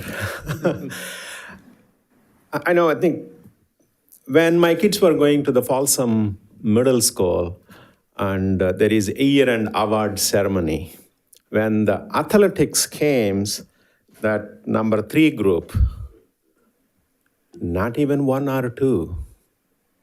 I just want to make it, loud here. Number 3rd group, hardly any when the athletics awards are being distributed.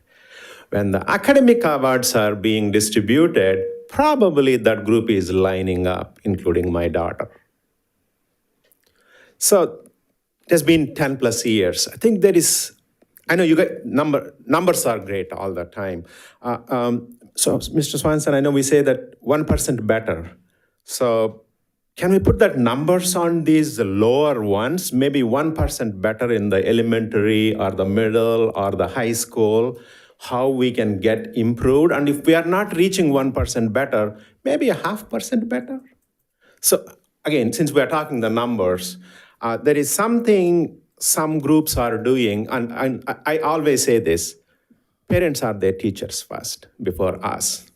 And of course, they are their teachers more or less most of the times. They only live with us 6 hours to 7 hours. So maybe tapping on that side also, an equation, That's a huge, right? And I'm sure you guys are doing it, but how do we get that next 0.5% better? Right. Right? So for all the good sake, maybe put one athletics slide also here, please. That gives some of that great athletics coming from number 4 group or number 5 group. I want to cheer them and give them leg up as well. So we got to have this tight bonding between academics and athletics. There should be some coaching must be happening. I just want to put that out there, being one of those parents lining up for the academics, but not athletics. Okay, I just want to put that out there. Thank you again for doing, and see whether we can, Mr. Swanson, whether we can put some percentage, 0.5% or 1% to make that 4th group better, 6th group better, 8th group better. They are so low. Thank Yes, you. sir. I'm done. We do. We do, okay. Yes, absolutely. Thank you. Awesome. All right, Madam President. Yes.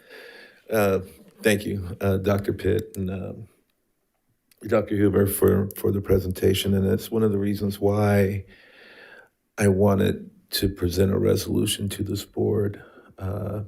It does need to be approved. We do need to make a statement and a stand that we are going to do everything that we possibly can to close the achievement gap, especially these numbers.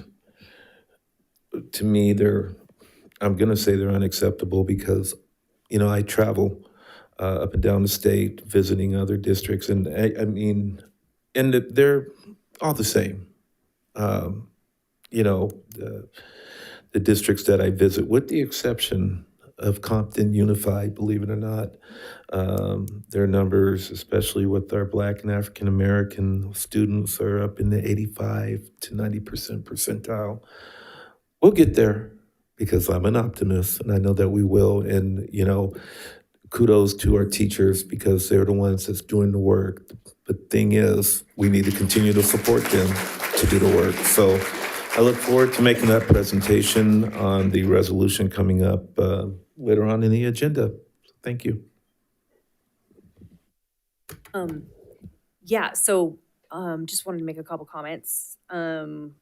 At the presentation at Mills today, what you could really see was the work that's been done over the last 3 to 4 years on the PLCs and the strides that they're making there. I mean, I've lived in the Rancho Cordova community for over 20 years, and I will tell you that Mills is a completely different school than it was 4 years ago. And I can really see that those supports that have been put in and the work there, there's a difference in just the vibe with the students are happy. And what was really cool about their presentation today was that everybody was presenting, from each department to attendance, market goals that they had. And it was really just so incredible to watch and really see kind of the PLCs really at work and what that kind of work is bringing forth. And when you look at their CASP scores, they're definitely improving. And so just wanted to kind of give them a shout out. And really, it's just a small reflection of the work that's being done at all of our schools. And just wanted to say congratulations to you guys. Congratulations to the teachers, the administrators that are working on these, because I think the thing that we need to be proud about is that we haven't waited for a call to action on closing these gaps. They were identified several years ago, and that work was already laid, and we have nowhere to go but in a positive direction. And so I think that we're positioned in a really good spot to just see those continuous improvements and, continuing to push the state on our end for continuous funding and different things like that to support programs like community schools, that we can see market improvements at those sites and things like that, and making sure that we are, supporting all those efforts as much as possible. So Wanted to thank everyone for that, all the work that's been done on this. So thank you so much.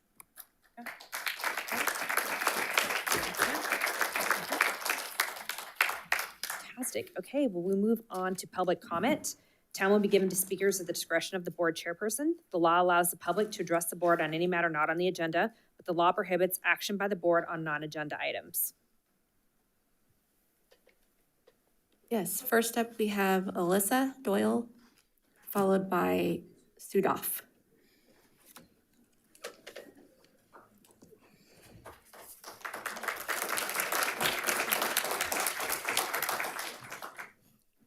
Hello, ladies and gentlemen of the board.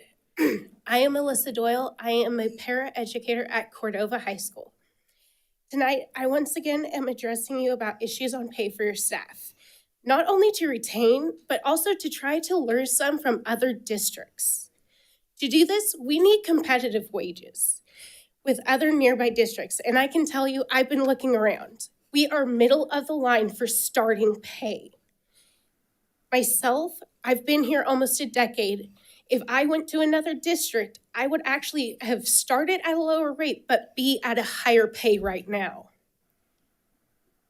However, during this time in history, I have coworkers that are scared to be taken by ICE, scared that war is imminent, scared that they could be harmed just for being themselves. The one thing they should not be scared about is having a livable wage. At the current gas prices right now, we have hit above $5 a gallon, and it is quickly rising to more than $6 a gallon. At my rate, my car, most people's average car, has a 16-gallon gas tank. That is a $90 fee every single time we have to go fill up. That means at my rate here, I have to work 4 hours untaxed just to pay that bill.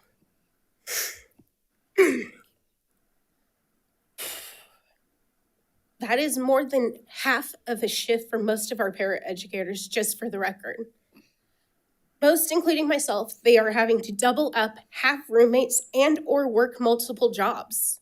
Currently, I will be honest, my rent is $1,200, and that is on a very low side for the Rancho Cordova area. That means I would have to work at least 50 hours just for the month, just to pay my rent. I did the math and figured out that the average paraeducator that is being hired here is 5.75 hours, which means they are having to work almost 2 weeks per month just to pay rent. Does that really seem reasonable? That is more than 50% of their paycheck. I would say no, because guess what? They're telling us we have to make 3 times the income just to pay and get that housing. What other possibilities does that leave us at this point? Well, that means either we're getting another job where we can go and make more money, or we're getting a second or third job. And that puts our kids' safety at risk, because that means we're making unwise choices from being very tired. Overall, this does not include maintenance to their cars, expenses for their children, or even the cost of food, which are basic needs. If I am struggling as a single parent working 8 hours a day, I can't imagine what my counterparts are going through. And here you guys keep telling us we are a family, and that's not how you treat a family. So if this is wrong to you, please make a change. Sudha, followed by Karthik.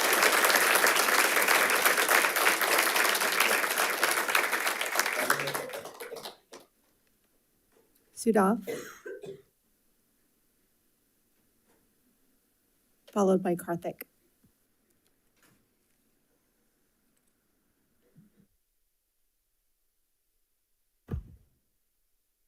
Can I start? Hello, my name is Sadaf Mugaddam, and I'm a senior here at Vista del Lago. I came here to talk about one thing, generative AI's growing place in our world and how we should address it. I recognize that there are already policies being made, specifically the guidelines and the digital citizenship curriculum that is being created and implemented by the district's lead EdTech teacher and district librarian, Carrie Bajork and Amy Cornta, respectively. However, the very existence of guidelines implies that we have to we have resigned to coexisting with generative AI. But I don't believe in a future where generative AI should exist, which is why I'm imploring the district to take an explicit stance against generative AI with the intention of creating a political ripple effect, all the while pushing AI literacy forward in our district.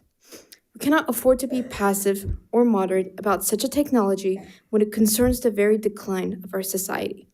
We cannot be ignorant about a technology that is, at its basis, political. And we cannot be tolerant about a technology that is intolerant to the planet and the people in it. Because it's not a lack of regulation that is the issue, but generative AI itself and the tech companies behind it. The main argument for generative AI is that it will highly benefit society as a whole, but it has not done that. Conversely, the opposite has happened. It has created more problems than it has solved. Gen AI has worsened the pre-existing literacy crisis affecting America.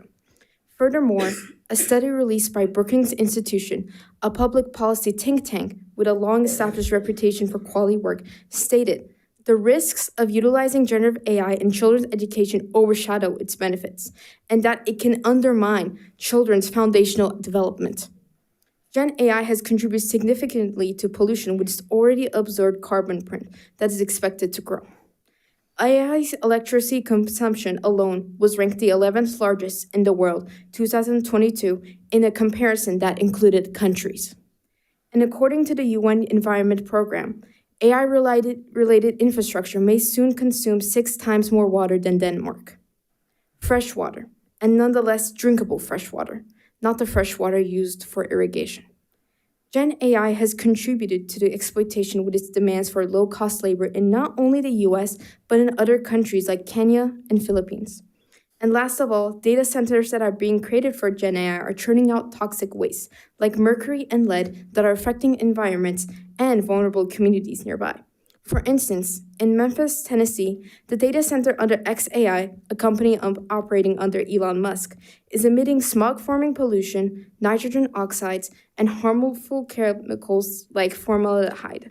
Formaldehyde, which is a known carcinogenic according to the American Cancer Society. So it's no surprise that Boxtown, the neighborhood closest to the facility, has a cancer risk that is 4 times higher than the average. But are you aware that there are also 6 public schools in close proximity to the facility? I can go on, but for the sake of time, I won't. However, I'd like to make one last point. Last Thursday, the district was holding a special joint session, where one of the items discussed was an AI exploration program. And I looked through your slides, and I noticed something, specifically whom you're intending to partner with for this program. 30 seconds remaining. A tech company by the name of NVIDIA. Are you aware that NVIDIA has its largest research and development base in Israel, and that NVIDIA has acquired Mellanox Technologies, a company whose main client is the Israeli military, who is known to make extensive use of generative AI in its ethnic cleansing of Gaza? No matter if you're Democratic, Republican, or Independent, you should still care about the severe detriment such technology poses on our society and the fact that it is also actively being used to harm people. Thank you for your time. Thank you. Karthik? Karthik, can you come to the podium? Followed by Arissa.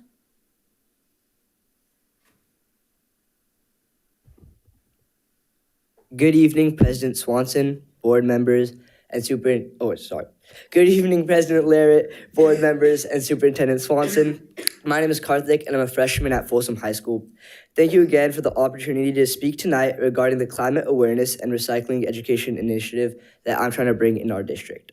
So currently, this resolution has been looked over by Student Board Member Long, Mr. Maroon, our district lead of science, Ms. Samuelson, and is currently being reviewed by our district coordinator. But I'd like to discuss something different today.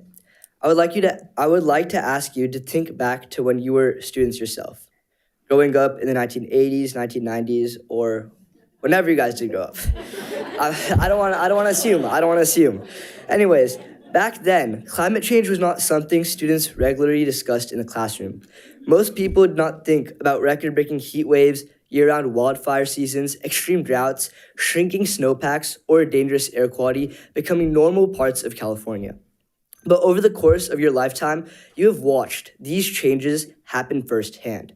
You've seen summers become hotter. You've seen wildfires grow larger, more destructive, and more frequent. You've seen smoke-filled skies keep students indoors in California. You have seen water shortages impact communities across our state. And perhaps most importantly, you have seen how environmental challenges no longer feel distant or theoretical. They directly affect students, families, schools, and public health today. As someone who has been a student in this district through elementary school at Theater Judah, middle school at Sutter Middle, and now high school at Folsom High, I have also seen these impacts become more visible throughout my own education. My generation has grown up practicing active shooter drills and also experiencing smoke days, extreme heat, and conversations about drought and environmental change becoming part of everyday life. The world students are preparing to enter is changing rapidly, and our education should help prepare us for that. This is exactly why this resolution matters. This resolution is not telling students what to think. It is about preparing them for the reality of the world they are already living in. Students should understand topics that will shape their future careers, communities, economy, and daily lives. Whether a student becomes a scientist, engineer, farmer, business owner, teacher, electrician, or public servant, environmental literacy and sustainability awareness are becoming increasingly important in nearly every field. The goal of this resolution is simple: to provide students with age-appropriate education that encourages critical thinking, scientific understanding, problem-solving, and responsible stewardship of resources. Just as schools teach students about financial literacy to prepare them for economic realities, climate literacy helps prepare students for environmental realities. And importantly, this resolution does not create an expensive mandate. It builds upon existing instructional frameworks, California standards, and supplemental educational opportunities that are already available in the FCUSD district. It gives schools flexibility while encouraging awareness, engagement, and hands-on learning. As board member, you have had the unique perspective of watching the planet change over decades, but you also have the unique perspective to be able to create change in this very district. Today's students will live through the next several decades of those changes. The question is not whether students will face environmental challenges in the future. The question is whether we will prepare them to understand those challenges thoughtfully, responsibly, and constructively. This resolution is an opportunity for FCUSD to help lead that effort. Thank you for your time and consideration. Thank you. Arissa, followed by John. Florence. Good evening. My name is Arissa Hassan, and I am a freshman at Folsom High School. I came here today to request a review of the district policy that prohibits the chartering of HOSA at schools with the CTE patient care pathway. Due to this policy, HOSA, also known as Future Health Professionals Club, has been removed from Folsom High. While the CTE patient care pathway has been much appreciated at Folsom High, it creates an unintentional but unfair opportunity gap for students at Folsom High School.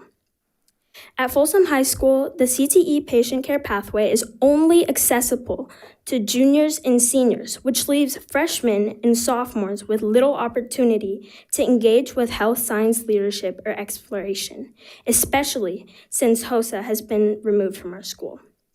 Before, students of all grades could express their interest in healthcare through HOSA, but that is no longer available.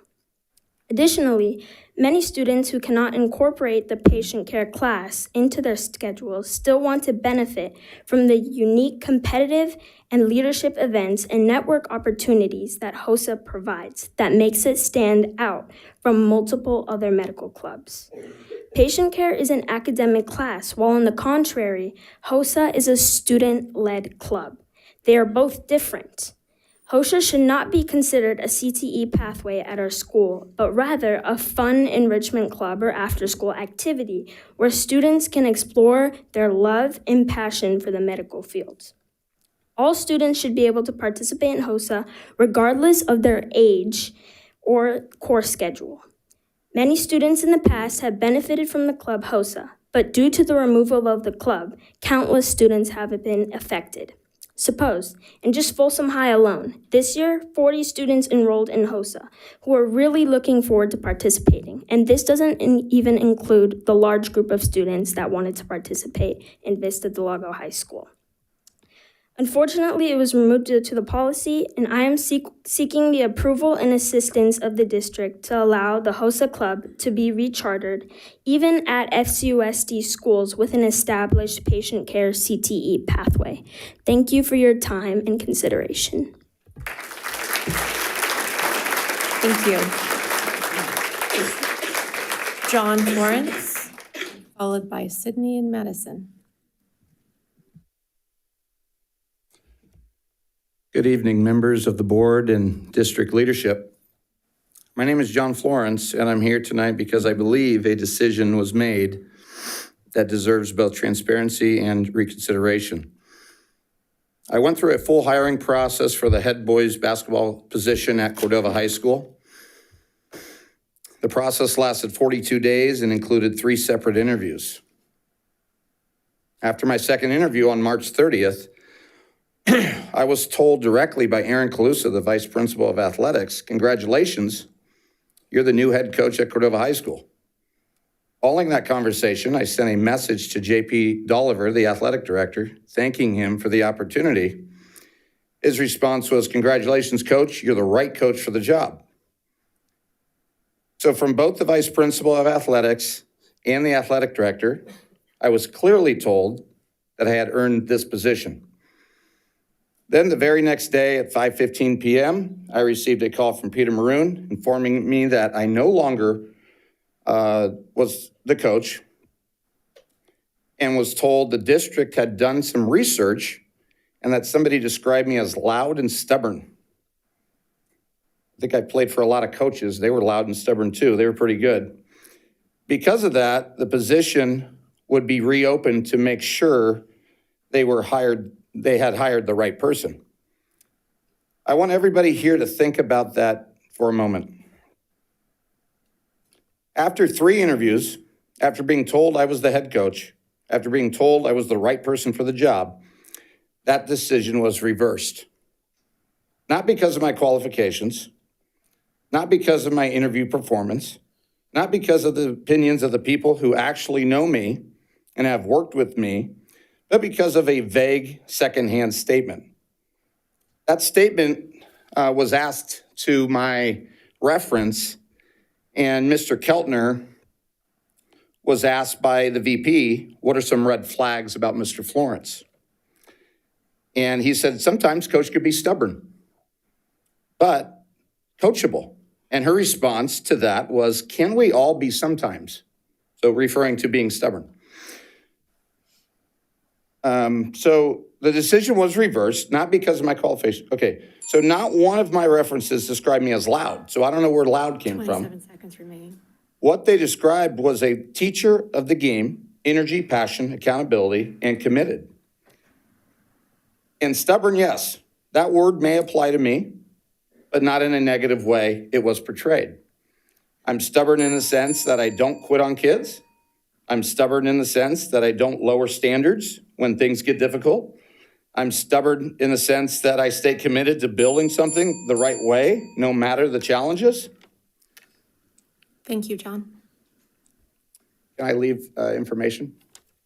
Yes. Right here? Okay. Thank you so much for your time. Thank you. Sydney and Madison.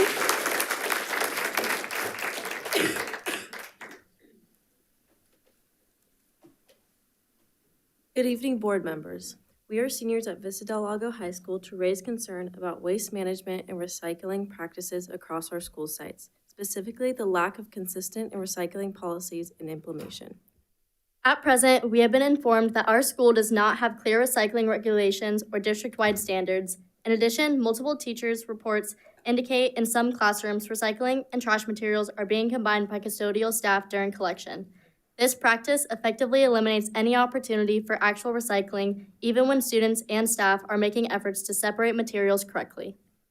This is not just a protocol issue, it directly affects student learning, environmental responsibility, and the district's sustainability goals. Many students are actively taught the importance of recycling in science and environmental units, yet the system in practice does not support those lessons. This creates a disconnect between what is being taught and what is actually being done. We also understand from prior conversations with school administration that there is currently no formal recycling policy being enforced at the school level. That absence of structure is exactly what we are asking the district to address. We are not here to assign blame to custodial staff or individual schools. Instead, this is a systems issue that requires district-level guidance. We are requesting the following actions. 1, establish a district-wide recycling policy that clearly defines expectations for classrooms, cafeterias, and custodial procedures.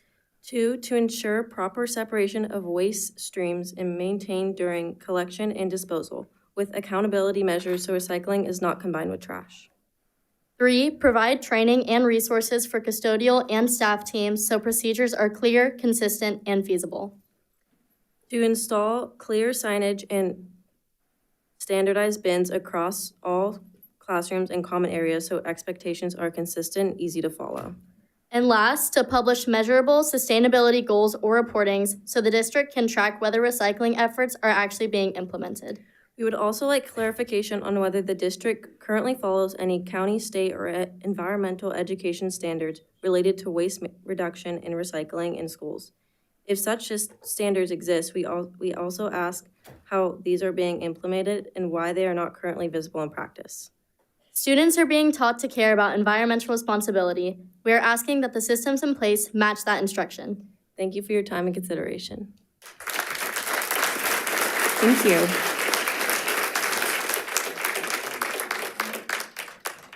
Stan Jones, please come to the podium. Stan Jones.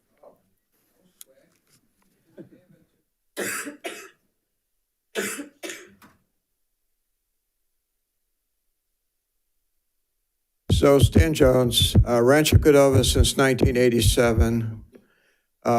Been coming to school board meetings since 1977. And I had a thought listening to the Pledge of Allegiance for a country that this year is 250 years old.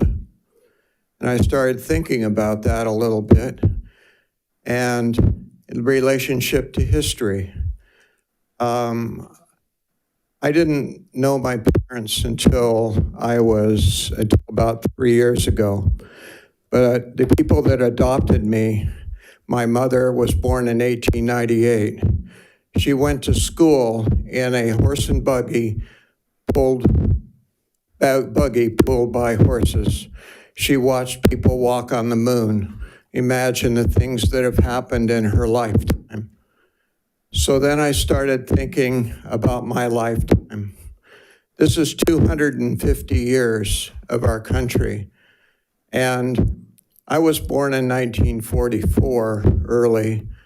If you count the time when the sperm hit the egg and produced me as the result, I've been alive for 1/3 of the time the United States of America has existed. A lot has happened, and a lot of good things have happened for our kids graduating from Cordova High School as well. It's a good district. Thank you for your time. Thank you, Stan. Those are all the comments. Okay, we'll move on to item 10, reports of district organizations, and we will start with our student advisory board. Give me 1 second. Sorry, I'm pulling it. Okay. So we actually have quite a few updates today. It's been a very, very exciting few months. All right, so building on the spirit of closing the achievement gap and recognizing the disparities that exist in our educational system, I want to briefly share about the importance of International Night in FCUSD.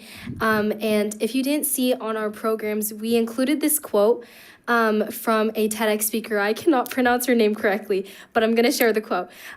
Stories matter. Many stories matter. Stories have been used to dispossess and to malign, but stories can also be used to empower and to humanize.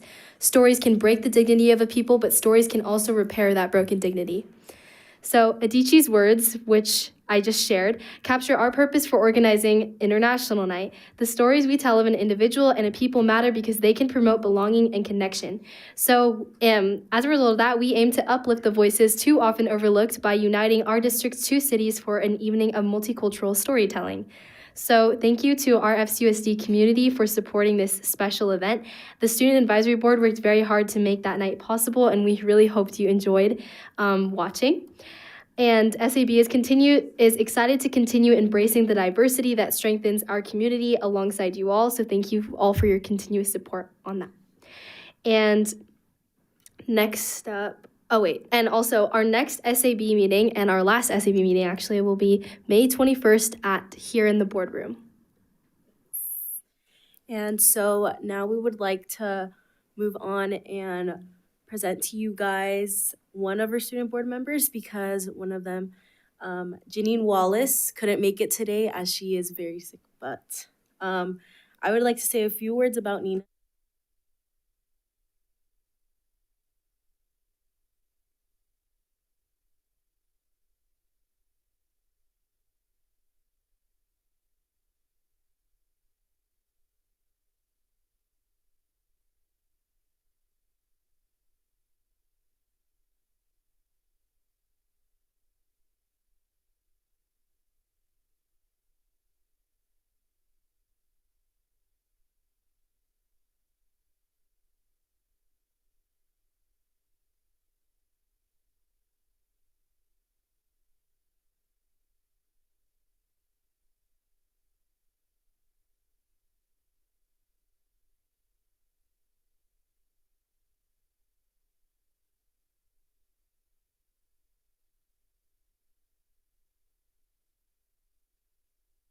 Test.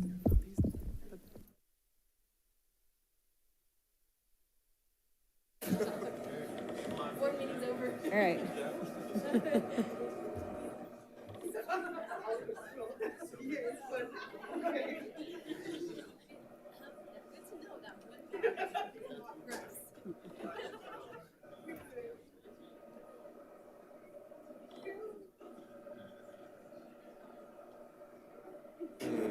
Eveline, we're back up and running if you want to. Okay, so I will.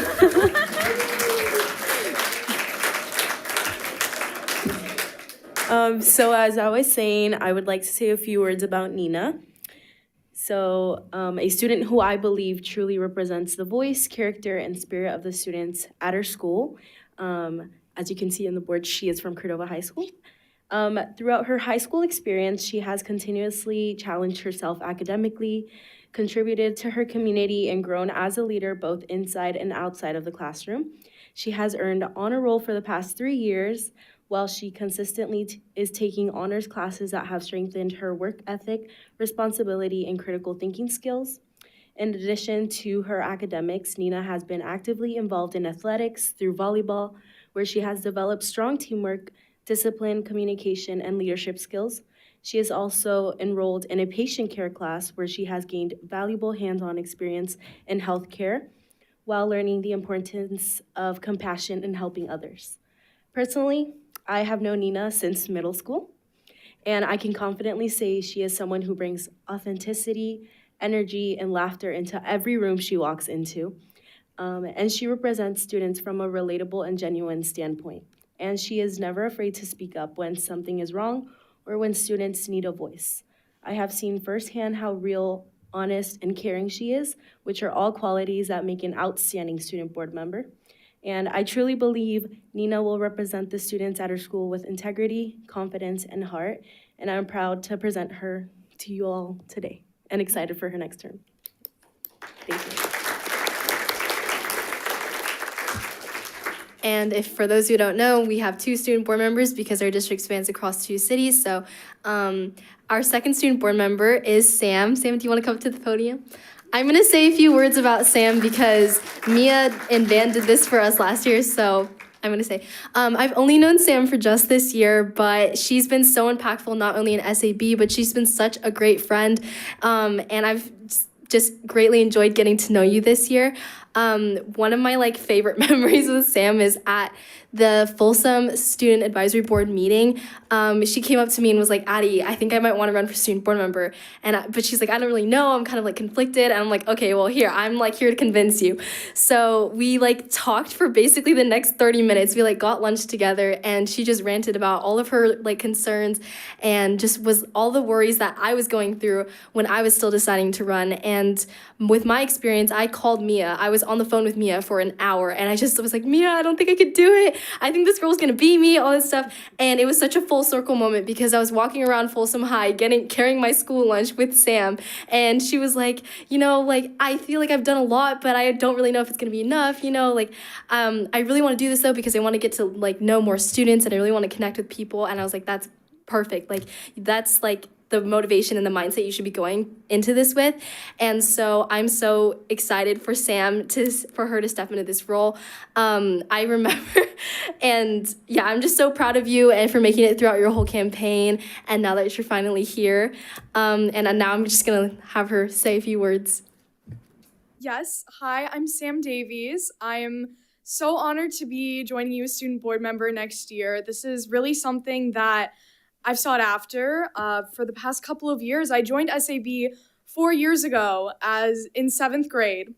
Didn't really know what I was getting myself into. I didn't know it was going to become a multi-year commitment and really grow a love for student advocacy and, meeting new people. And like Addie said, connecting with people, that's really something that I love to do and that I've always tried to do in everything that I've signed up for, which, trust me, is a lot. You can ask my father. I do everything. I do school theater, I do student government, I do volunteer for youth cheer, and everything that I do, I just want to connect with people. So I'm really looking forward to doing that with all of you guys next year, and I'm just super excited. Thank you.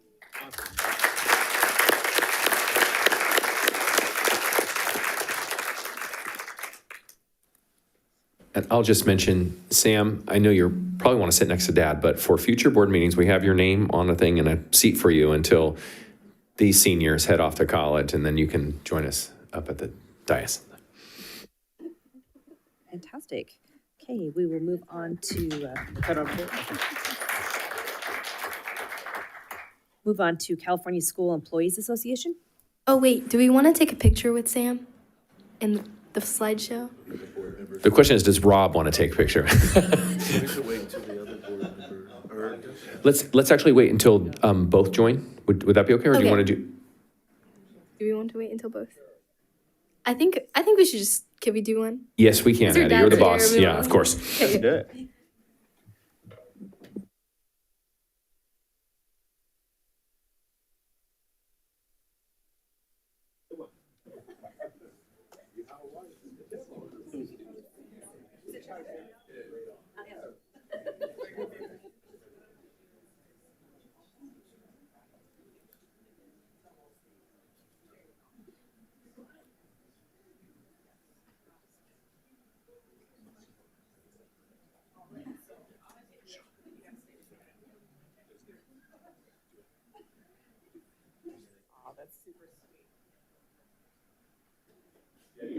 It's all yours. Yeah. No, Dad takes a picture.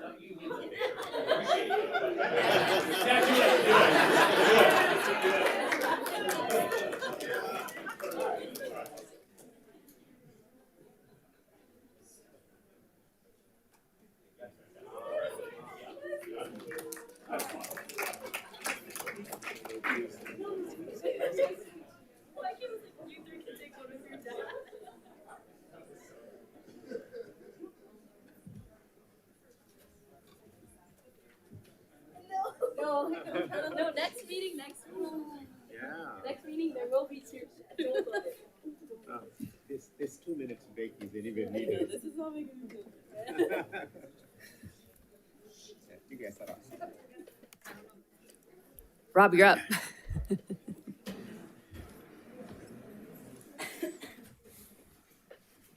Good evening, President Lorette, board members, Superintendent Swanson. Happy to be here tonight. I've been here with you guys for almost 4 years now. I had the great honor of being the president for classified staff bestowed on me 4 years ago. May even run again this coming year. Who knows? More to be seen. I would be doing a great disservice to my staff if I didn't bring some issues to you. This isn't my strong suit. I'm not a public speaker, never have been. I'm more of a connect with people. I'm a people person. But I do talk to all the staff, and I experience and feel all their issues. And one of the issues is compensation and how we're handling compensation. You heard Alyssa speak earlier. We have a lot of paraeducators in this district. In years past, this was a coveted job. Over the years since inflation has hit us, we have not been able to keep up with inflation, with the cost. Funding's bad. I know Sean's doing his best to do everything for us. We've had some great add-ons the past few years with nonstop and contributions to less than 8 hours for medical cap for our folks. Those are big helps for classified folks, and I thank Sean all the time for that. I am very appreciative of that part. A 0.5% raise is not sustainable for our people. That's about 20 cents if you make $40 an hour. So 20 cents, it's not acceptable. We did get some good news that COLA could go up as high as 2.8, and we hope that is reflective in the counteroffer they're going to give us, because our counteroffer is going to be reflective on what the staff feels they need. It's not going to be a realistic offer. It'll be a counteroffer that we feel we need to be able to survive on a regular basis.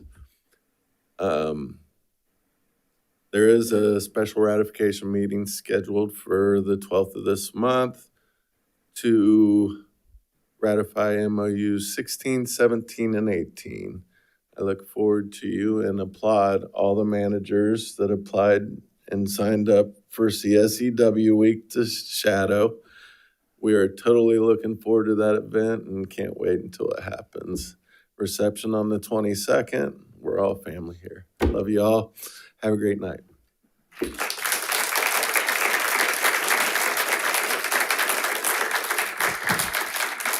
Thank you. We'll move to Folsom Cordova Education Association.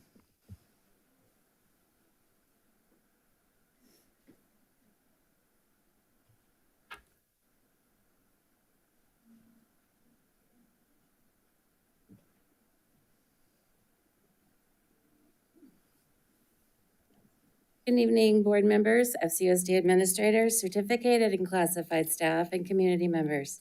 I also want to recognize our FCEA members working tonight at open houses, participating in our Cinco de Mayo celebration, attending teacher induction events, and supporting their own children's activities. It is a busy time of year. Thank you as well to our CSEA partners for being here tonight. My name is Tracy Suter, and I'll be speaking on behalf of FCEA. At the March 19th board meeting, presentations on math adoption and student screen time, along with board comments, highlighted something we agree on. Our members are critical drivers of student success and are a leverage point in meeting the district performance targets. We appreciate the positive comments from board members Reed and Lorette about the spirit they've seen this year and the district and the direction the district is moving in.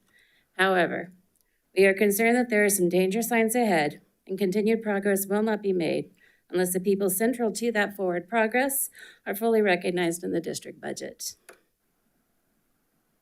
This year, FCUSD began the first phase of the student survey process focused on employee and family connectedness. Two needs stood out clearly from staff surveys: communication and trust. Connectedness is difficult without trust, and trust is difficult without clear communication and meaningful staff involvement in decisions that affect students in classrooms.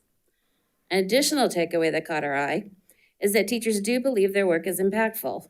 We have to. Teaching is hard.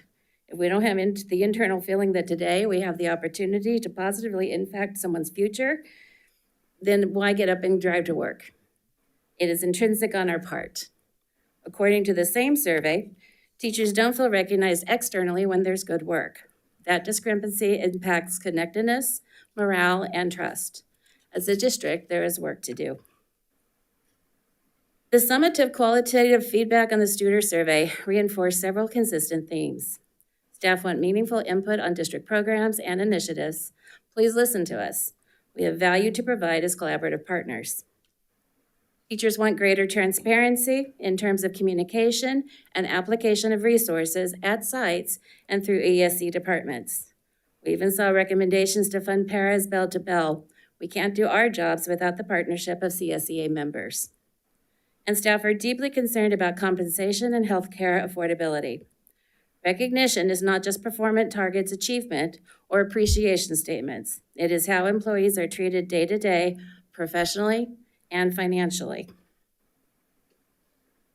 This slide highlights a significant retention concern. As part of our work on developing a new evaluation system, we need to check the ratio between admin FTE at sites versus teachers needing evaluation next year, which includes restarting evaluations for permanent or tenured teachers who have been held in abeyance. About 2 years ago, we had the permanent teaching force broken into 3 cohorts of years 2 through 8, 9 through 18, and 19 plus. But when we reviewed the data this year, those numbers had shifted. We eventually settled on cohorts of 2 to 5 years, 6 to 12, and 13 or more years. You'll note that year 1 is missing. Our first-year tenured teachers have had several years of evaluations and deserve a break. You'll also note that these are only for our 23 elementaries, 4 middle schools, and 3 comprehensive high schools, because that was the work we were doing for our evaluation process plans. More than 50% of the teachers at our schools in classrooms with kids have 5 years or less experience in this district. And our mid-year middle experience group has thinned considerably. We've been seeing a large number of hires these last few years in August that can't be explained solely by retirements or growth. This data adds more evidence to validate that we are not retaining our teaching force. Veteran educators are critical to school culture, mentorship, and stability, and the data shows FCUSD is struggling to retain them. It is also important to recognize that on that March 19th board meeting, that several area districts were either on strike or preparing to strike.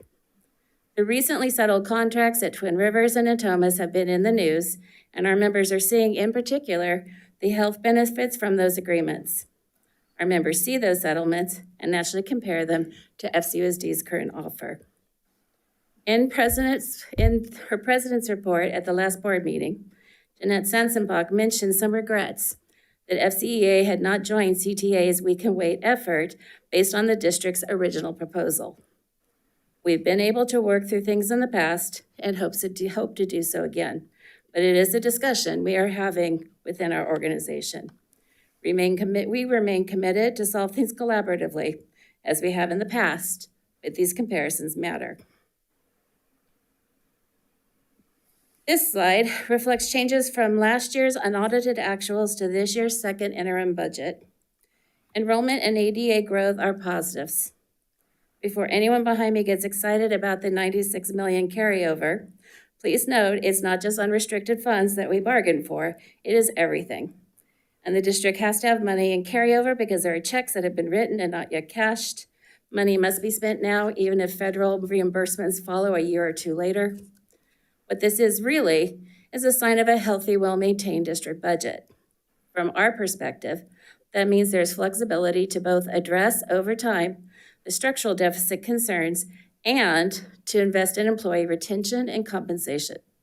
We also recognize the positive certification recommendation at second interim and the ongoing work being done through SBAC to improve efficiency and manage costs. I want to delve a little deeper into one of those numbers.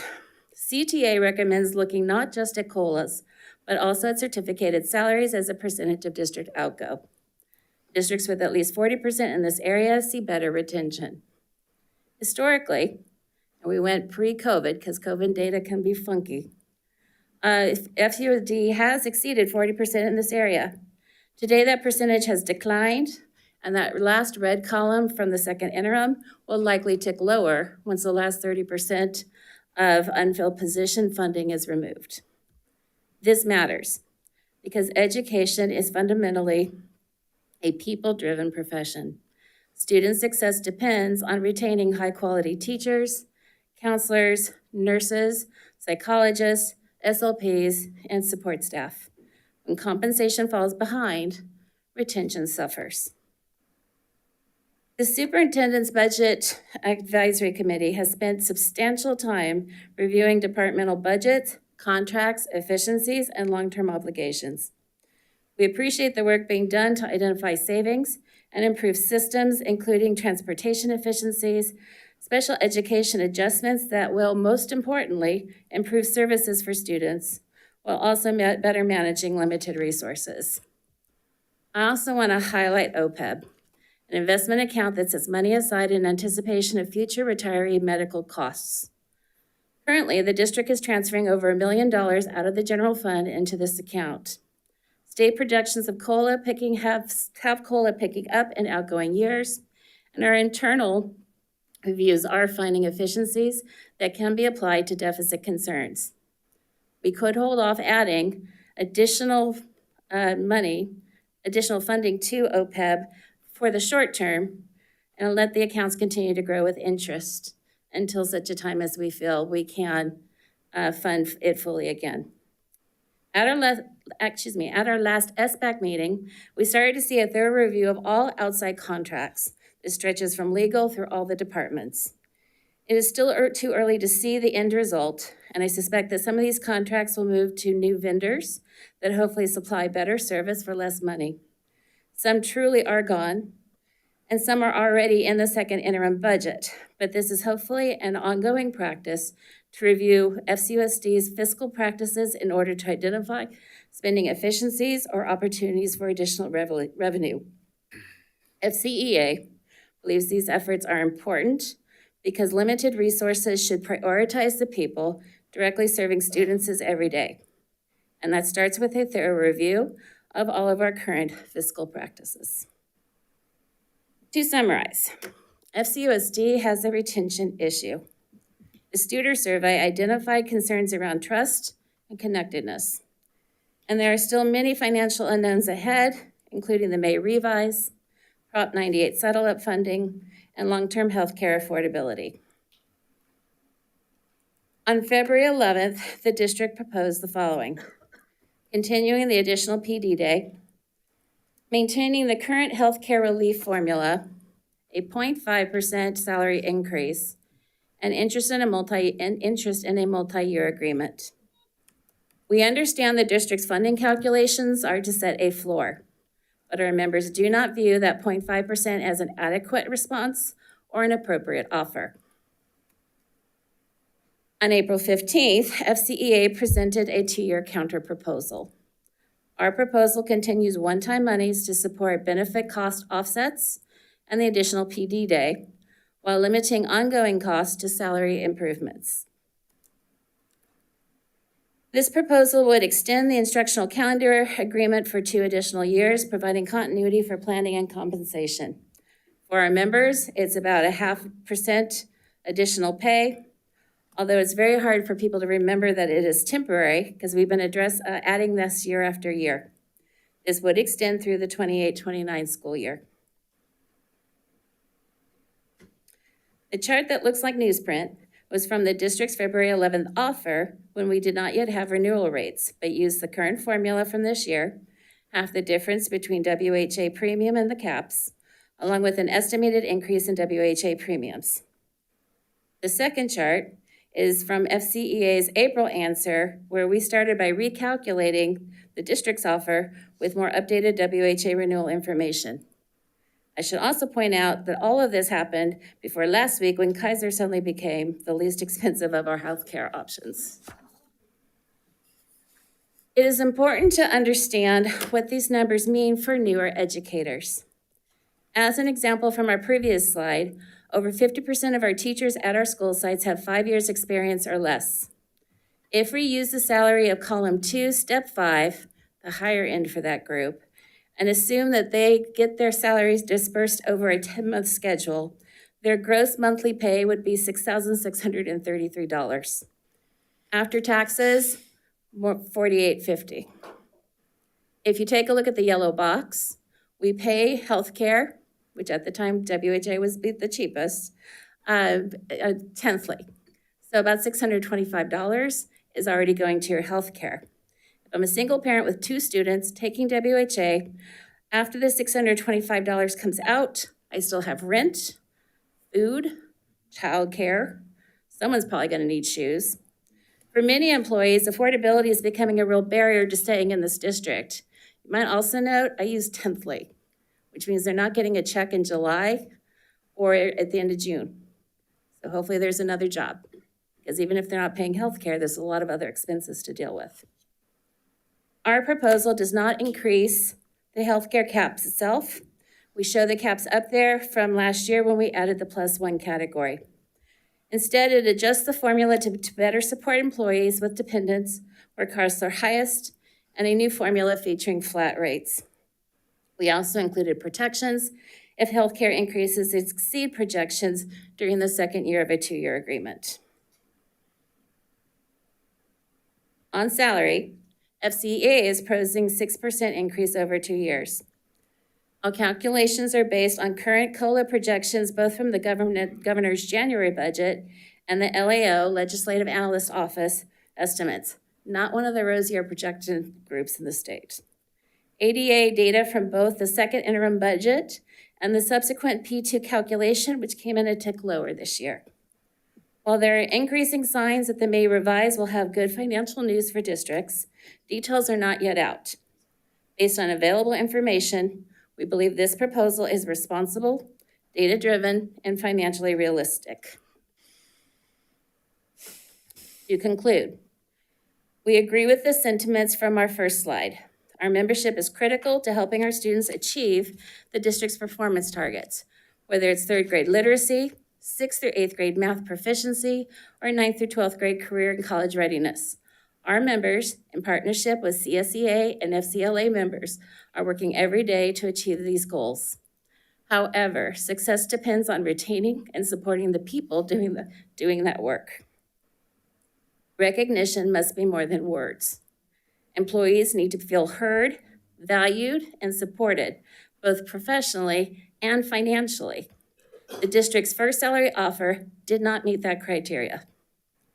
Budgets reflect priorities. If connectedness and student success are truly priorities, the budget must reflect that commitment. We believe our proposals are responsible, focused on retention, and designed to support long-term district success. We hope that this continue to be resolved collaboratively and locally. Thank you.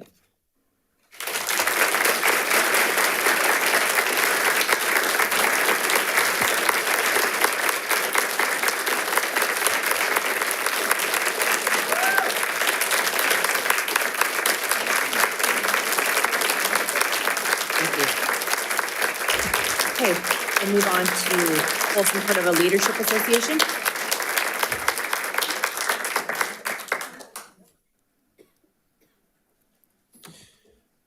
Well, good evening, President Lorette, members of the board, Superintendent Swanson. So in the spirit, while you're here, in the spirit of Staff Appreciation Week, we know these final weeks are challenging, the energy is high, and patience can run thin. So that being said, we know that many of you that are leaving, you show up every single day. For our students, and there certainly aren't enough thank yous to go around. So please know that for all of our members of FCUSD, you are appreciated. And that being said, first, our site administrators have completed the first year of the evaluation pilot, which introduced our NASOP model of instruction as a foundational coaching tool. And this model is helping us build more open, reflective, and improvement-focused conversations with our teachers. And we do look forward to reviewing the feedback and continuing to refine the process as we strengthen our instructional support. And then secondly, and finally, FCLA recently held elections for next year, our executive board, and we're excited to welcome some new voices and perspectives to the team. We've also grown, but I will formally introduce them at our next board meeting on May 21st. So thank you for your time tonight. Thank you. Okay, we'll move on to District English Learner Advisory Committee. No report. Fantastic. Okay, we'll move on to board committees. First one, artificial intelligence. Anything to report? Nope. Okay, budget advisory. We are wrapping up for this year. I think one more is Monday, right, Sean? Yep. And we are summarizing it. I think Eric Swanson and Sean, they're going to give us a high-level summary for everybody, what happened in the last 6 to 8 months. And also we are planning to continue the similar one next year as well. Maybe not this intense, but at least once in a month. That's at high-level summary from the Budget Advisory Committee. Fantastic. Curriculum advisory. We had a meeting with quite a few course outlines that went through, and we will see them all on our next meeting on the 21st. Fantastic. Okay, district facilities. I guess I'm just gonna say a little bit something about district facilities. They're cranking as they have been all year long. I think one project that's like pretty exciting though is some work that's gonna be done at Folsom High School's parking lot, which I think will be a very much needed project. So we'll be working on that this summer and next summer, and hoping to see a little bit of a better flow to that parking lot as we kind of move forward with that. Wait, what are they doing to the parking lot? I think it's going to be like some better directional signage, some arrows, some bollards. Yeah, because as you know, it can get a little squirrely once you get in there of what direction you're supposed to go. So they're going to be working on a lot of that, and then putting in some bollards, I believe, in some spots where you're not supposed to be parking, where we have, I don't even necessarily think it's necessarily our parents, but when we host things, we have other people visiting with us are randomly parking in weird areas. I mean, like on the curbs, on by the the curbs. trees. Yeah, I got stuck in that On the roundabout curbs, before. on the grass, up on the I by the never stadium, did that in my big right? truck when I was in Yeah, high school. yeah. Never. You did. I got stuck in that huge roundabout before. I was like, oh shoot, I took the wrong lane, and I was just going in circles around the grass. I was like, oh great. Well, clearly, I think that facilities identified the need, and it's a much needed project, so that's very exciting. And then we'll have some other facility items that are coming up later in the agenda. Policy committee? We had a meeting, and the policies that we reviewed will be next meeting, I believe it is. Yeah. Fantastic. Safety?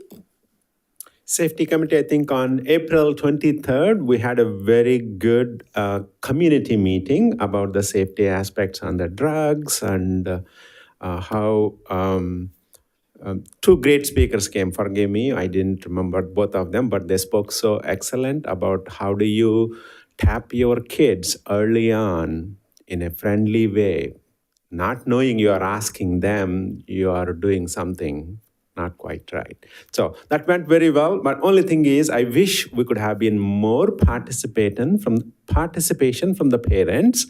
It's about 30 parents, give or take, attended. It is a virtual one. There is one more coming about the internet safety in the month of October. So they'll have 3 times a year the safety committee presentations for the public, and probably we will encourage more parents in multiple ways to join them. So we want to see more parents participation, and there is a lot of time for Q&A.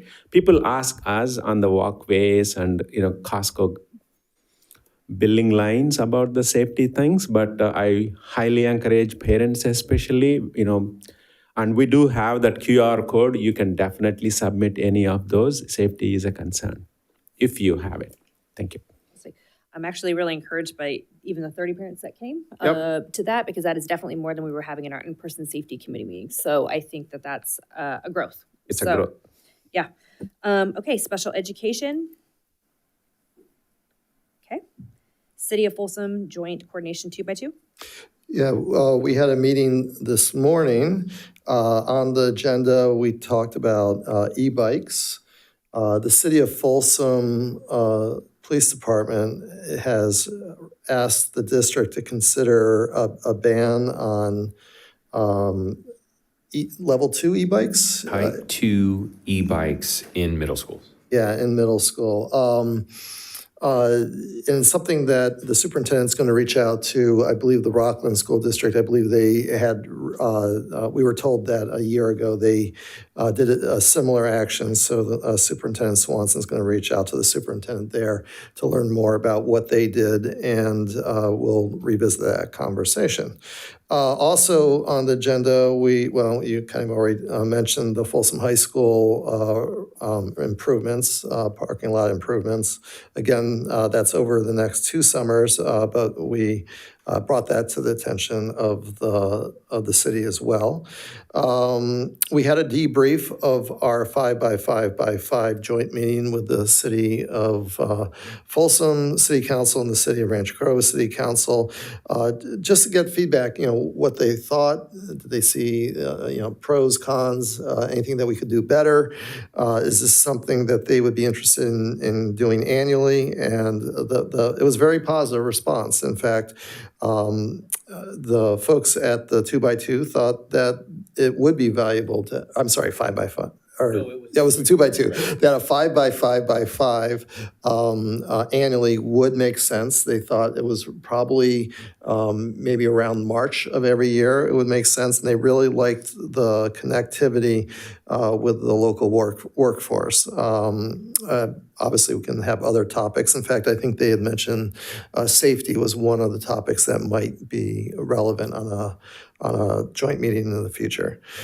We talked about the next elementary school, which we're voting on shortly, Rocky Ridge. And then we also brought to their attention the district's efforts, well, soon-to-be efforts, this is coming to a future board meeting as well, but to curtail curbside signage at school sites. We've had complaints from the public that some of our school sites are starting to look like billboards, externally facing signs that are along the sidewalks. The residents have a concern about that, so it's something that Policy Committee and Facilities Committee is looking at, and potentially resulting in some policy changes that will be brought back to the board. But any changes that we would be looking at doing, I think the goal is to start in the beginning of the school year, so basically early August.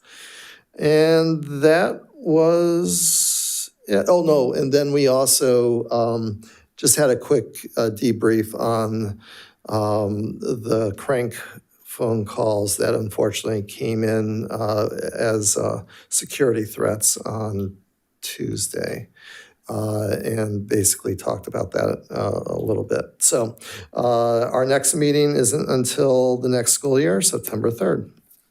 Yeah. Fantastic. Okay, we'll move on to the City of Rancho Cordova Joint Coordination 2x2. The majority of that conversation stemmed from the meeting last week that the City Council had on the Measure H funding, and wanted to extend our appreciation for hundreds of thousands of dollars actually that will be coming to Folsom Cordova Unified to support different initiatives within our school district.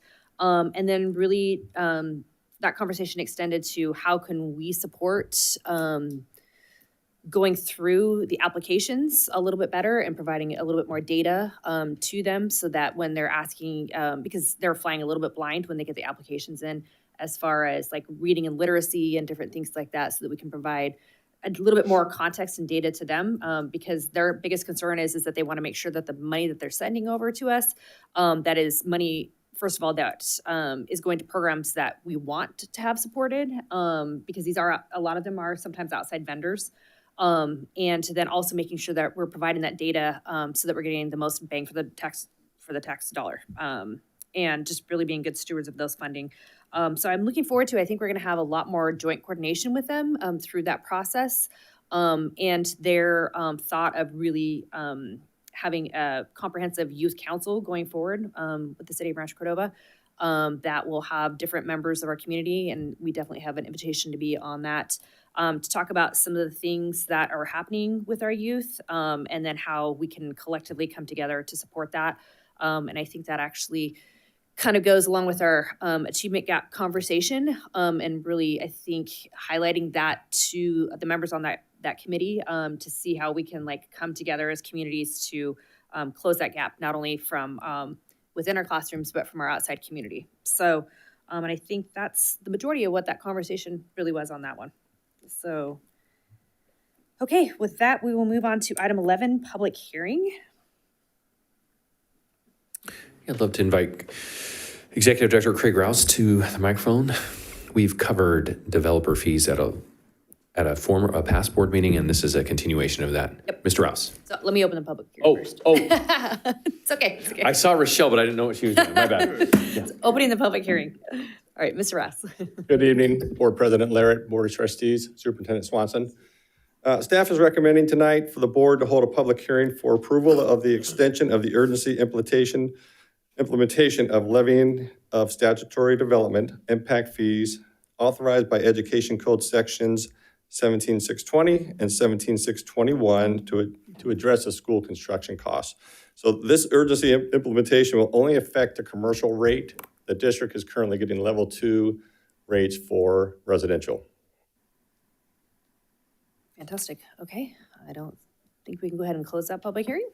And we'll open the next public hearing. Mr. Ross. Staff is recommending the board hold a public hearing to approve a grant of easement with SMUD for the Cordova Elementary School, Cordova Villa Elementary School.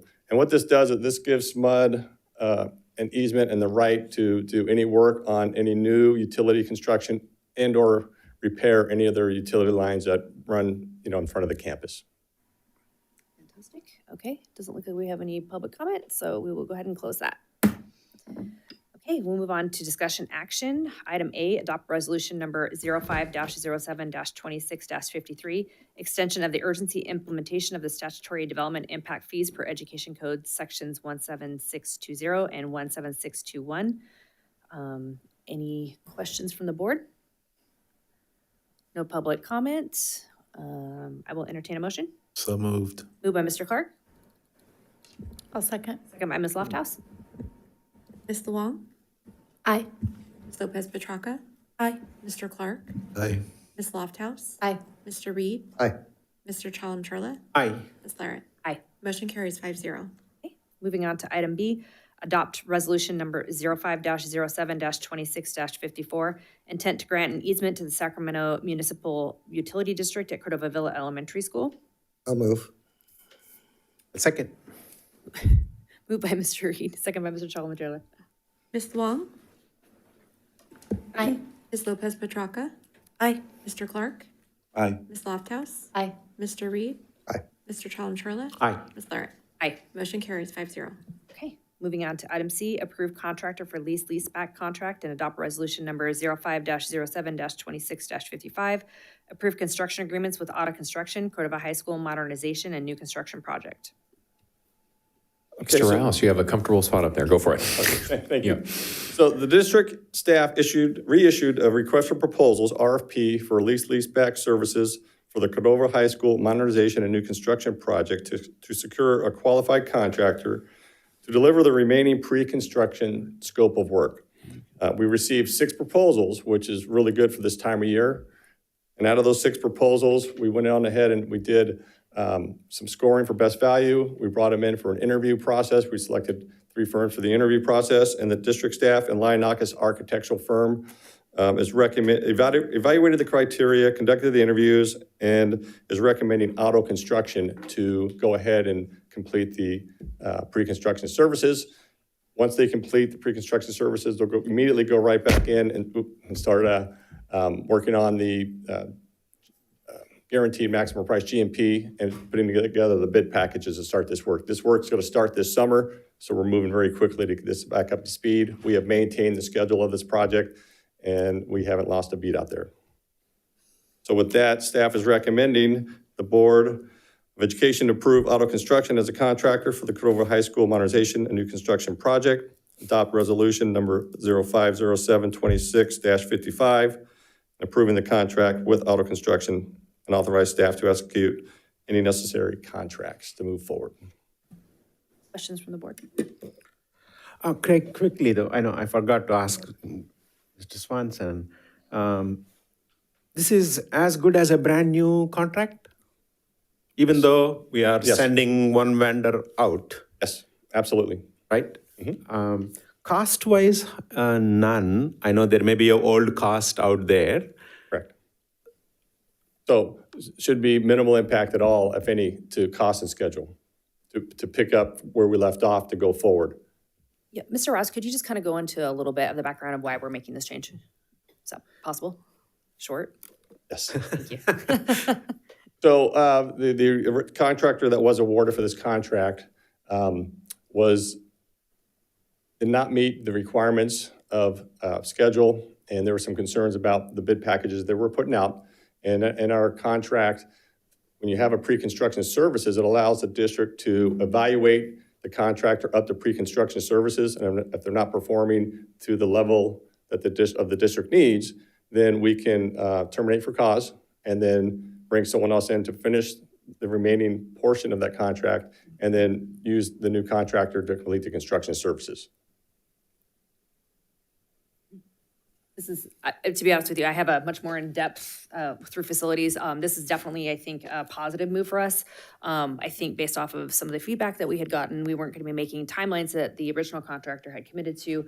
And it sounded like also like there was going to be some additional costs that they were also going to be putting in that we did not agree to on the front end of it. So this is really a cost balancing for us to keep on our original budget. And had we continued with the original one, we would have been over budget and behind schedule, which is unacceptable. So I think that's long and short of it. Yes. Based off of an Perfect. hour-long meeting on it. So Yeah, my only point is here, I'm not denying on any of the facts. In fact, I'm appreciating, sometimes if somebody is not performing, cut the card, let them go, rather than making it as a twice the cost for our district, because change order comes all the time. This, that's why I was asking that question. This is as good as a brand new RFO evaluation, 6 vendors, and each might have definitely put some cost into the remaining work. You have done through the evaluation, all good stuff happened, but it is not visible here. That's the only point I'm making. Right? If anybody sees it, the dollar is none. And you have pulled 6 vendors and you have done thorough job. And last time, I do remember you guys have presented very nicely, hey, each vendor is this is their capabilities, this is how they scored, and here is the final. That's the only point I'm making here. I'm not denying the fact, what you have executed. A vendor is not performing, he's out. So that's the only point I'm making here. So in the future, just when if we have Yeah. a change like this, you just What- want to see the scoring rubric. Scoring and the cost, Absolutely. cost value, because it is altogether the remaining work, brand new contract. Thank you. Will do. Okay, fantastic. Any other questions or comments? Doesn't look like we have any public comments, so with that, I'll entertain a motion. I'll move. Moved by Mr. Reed, I'll second. second by Mr. Charlam-Chella. Ms. Luong? Aye. Ms. Lopez Petracca? Aye. Mr. Clark? Aye. Ms. Lofthouse? Aye. Mr. Reed? Aye. Mr. Charles-Charlotte? Aye. Ms. Larrett? Aye. Motion carries 5-0. Thank you. Okay, moving on to item D, adopt resolution number 05-07-26-56 in support of the California School Board Association CSBA SOS for Student Achievement Campaign. Yeah, thank you, Madam President. I'm going to start us off and then I'm going to hand it over to Trustee Clark. Trustee Clark brought this to our attention a few board meetings ago as it relates to the California School Boards Association SOS for Student Achievement Campaign with a request for a resolution. So we wanted to make sure that we gave an entire picture before we got to this resolution, and that's why you saw Dr. Huber and Dr. Pitt earlier do the presentation on the achievement gap. One of the things that I wanted to name in this resolution, or not in the resolution, but in the rationale, is that this board has already taken action prior to this SOS by CSBA as a district that is really passionate about meeting students where they're at and minimizing, if not closing, the achievement gap, as evidenced by the literacy resolution that you adopted a year ago, along with a lot of other things. But that's just that resolution codifies your expectation of all third graders being at or above grade level by third grade in literacy. So this this resolution by CSBA is more about a call to action for the state in aligning its resources and knowing that this is a very important issue in our state and it's something that needs to be addressed by state officials. And then I'll hand it over to you, Trustee Clark. Thank you, Superintendent Swanson. Colleagues, this is not another item on our agenda, it's a call to action. The SOS for student achievement underscores the reality that we can no longer afford to accept persistent achievement gaps, particularly for our students of color. It continues to exist despite our best local efforts. Our students only get one chance in their education, one chance. And it is our responsibility to make sure that that chance is not defined by the inconsistency, fragmentation, or systems that were never designed to fully serve them. Addressing this challenge requires more than acknowledgement. It demands bold leadership. It requires us and boards across the state that I have visited to step forward and challenge the status quo, to advocate for a system that is aligned, responsive, and truly centered on our student success. As a state director for CSBA, I am proud to support this resolution and endorsing the CSBA's SOS for Student Achievement campaign because it directly confronts the systemic barriers that continue to limit outcomes for too many of our students. Here in our district, we see both progress and inequity side by side. And while we remain deeply committed to doing our part locally, we cannot close these gaps alone. A fragmented state system will continue to produce fragmented results. What we need and what this effort calls for is a coherent, aligned approach that brings together policy, funding, and support in a way that meets the needs of students and realities of our district. The proposed state operations and support plan is not just a technical adjustment, it is a necessary shift, a shift towards coordination, towards efficiency, and towards a system that responds with urgency and clarity to the needs of our students of color. And just as important as the principle of shared accountability, the state of California, the city of Rancho Cordova, the city of Folsom must be more than a regulator. It must be a true partner because student success is not a local issue or a state issue. It is a shared responsibility and it requires shared ownership. By supporting this resolution, we are making a clear statement. We are not satisfied with the incremental progress where inequities persist. We are committed to equity, to excellence, and to building a system that works for every student, not just some. This is about outcomes. This is about opportunity. And most importantly, this is about students. And I strongly urge my colleagues to support this resolution. And I am open to any questions from the board. Not really a question, but thank you for bringing this forward to us and us being sort of a leader in pushing this forward. I also wanted to kind of jump on as this is a reminder to us as a board and reflecting back to Masters of Governance, one of the biggest things that they teach is the time we spend sitting up here talking about what's important and the priorities kind of reflects where we put our priorities as a district. And there are times where our conversations drift away, I think, from student success and academic success and the data that we were looking at today. And I think that this can serve as a reminder to us as a board that we are part of the system. We're a really important part of the system and a model statewide in terms of pushing things forward and eventually being the best district in the state. And so I think that this helps serve us as a reminder of where our focus needs to remain as a board. So thank you. Any other questions, comments? No public comment, so with that. I just also wanted to say I really appreciate this initiative. Thank you, Mr. Clark, for bringing this forward. Okay, with that, I'll entertain a motion.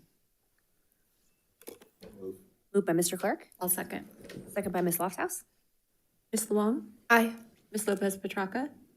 Aye. Mr. Clark? Aye. Ms. Lofthouse? Aye. Mr. Reed? Aye. Mr. Chalem-Churla? Aye. Ms. Larrett? Aye. Motion carries 5-0. Thank you. Okay, moving on to item E, approval of the relocation of elementary school number 3 to support enrollment growth in the Folsom planning area. Mr. Rouse, welcome back. Good evening again. So this is regarding the planning that the district has been for the Granite Springs Elementary School down in the West Folsom area.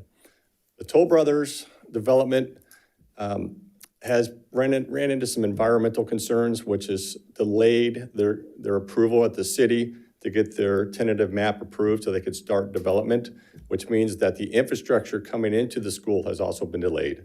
Now, for the school site itself, the school district is required to have the state approval for environmental concerns, DTSC, Department of Toxic Substance Control. And it's just a very long process. So we've been working with DTSC for the last, since I've been here 6 months, and prior to me coming on board, 7 months. And they are requiring more testing that we have our engineer doing, and the testing is going to take another few months. And then once we determine the testing, then that would require a remediation plan, could take up to a year.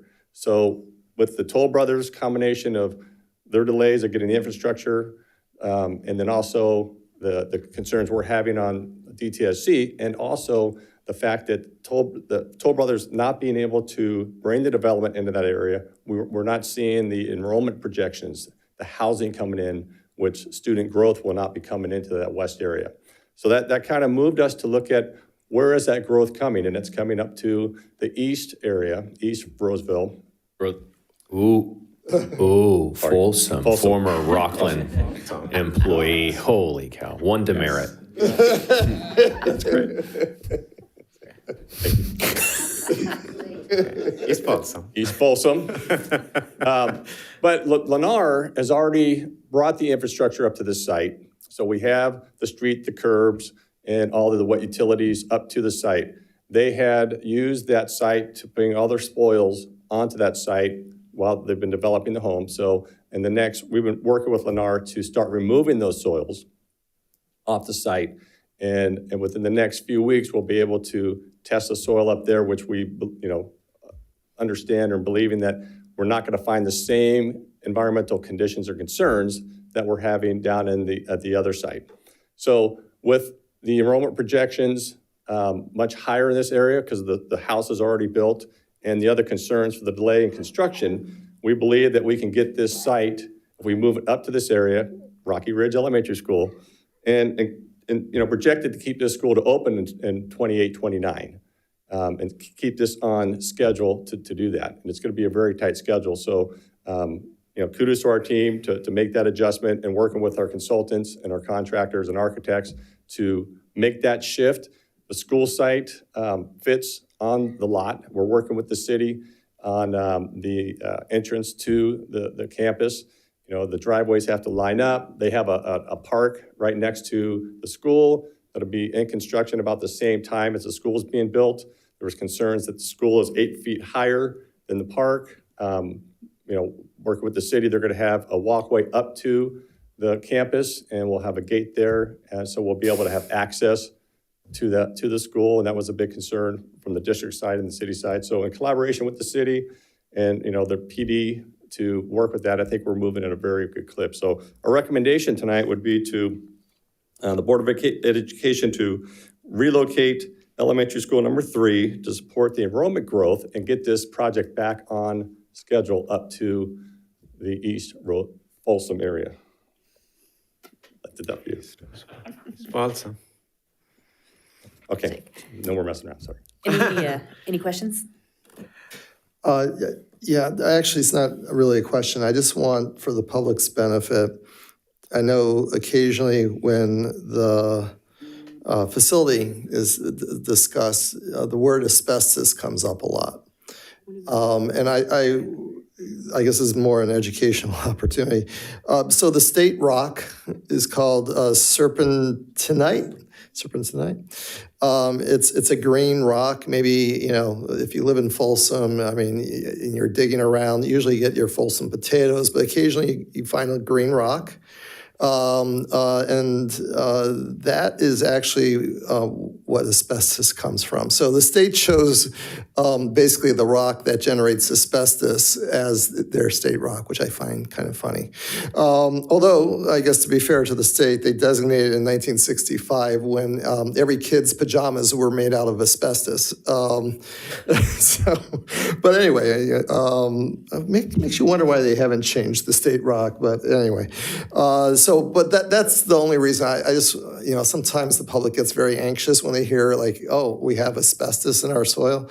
It's all over California. So what we do is we have to mitigate that. And part of the mitigation is taking out some of the existing soil and supplementing on top of it clean soil. So I just wanted to mention that for anybody in the public who got a little nervous. We're very fortunate that Roeblen Construction has built a couple of schools within Folsom, Cordova with that same NOA, natural occurring asbestos. And they actually wrote the DTSC guidelines back when they built Vista Del Lago High School. So they're very familiar with what's going to take to get that, to make it a clean site. So we're confident we can keep that on the track, on schedule. Yeah. No, I just want to make re-echo what you said. We build the schools where the homes are coming. So I just want to repeat that same statement again. I know a couple of people ask me because I live in that district and I represent that district, why we are moving the school from here to there. But they have to understand the whole history. And this morning we were at the city office and they were echoing as well. Now the more development, more construction is coming on the east side of Folsom up in the hill. So to accommodate everybody, we are building the school there first. Eventually school 4 may be coming again down near that, what is that builder? I'm sorry. Toll Brothers. Toll Brothers, and in Folsom, not in Roswell.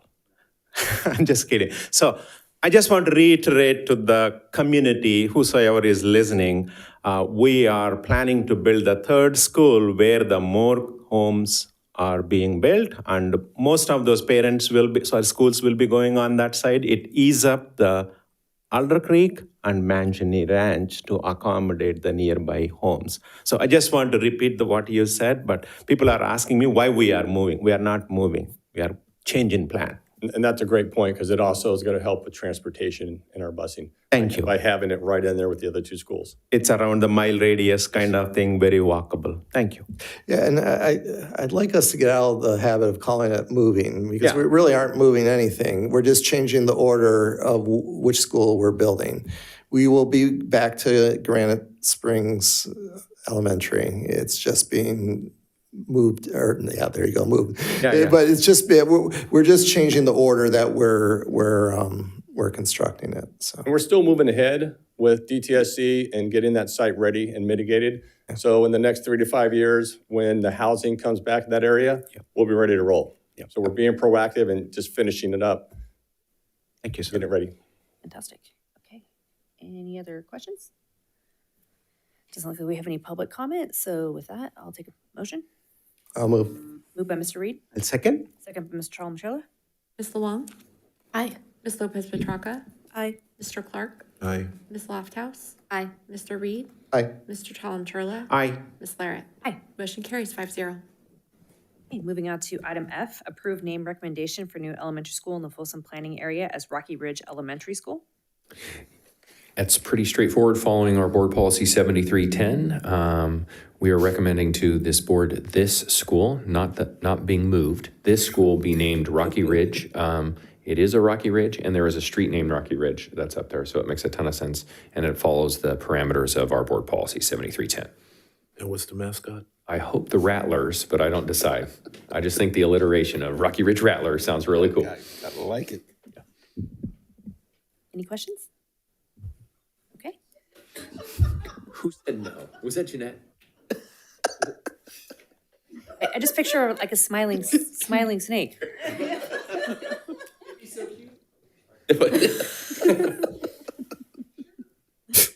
Jeanette, we'll collaborate after. I have some little pictures that would be really cute.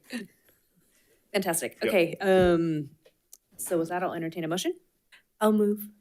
I'll second. Moved by Miss Eveline, and moved by Miss Luong. Ms. Luong? Aye. Ms. Lopez Petracca? Aye. Mr. Clark? Aye. Ms. Lofthouse? Aye. Mr. Reed? Aye. Mr. Chalem-Churla? Aye. Ms. Larrett? Aye. Motion carries 5-0. I'm so happy that they named the elementary school.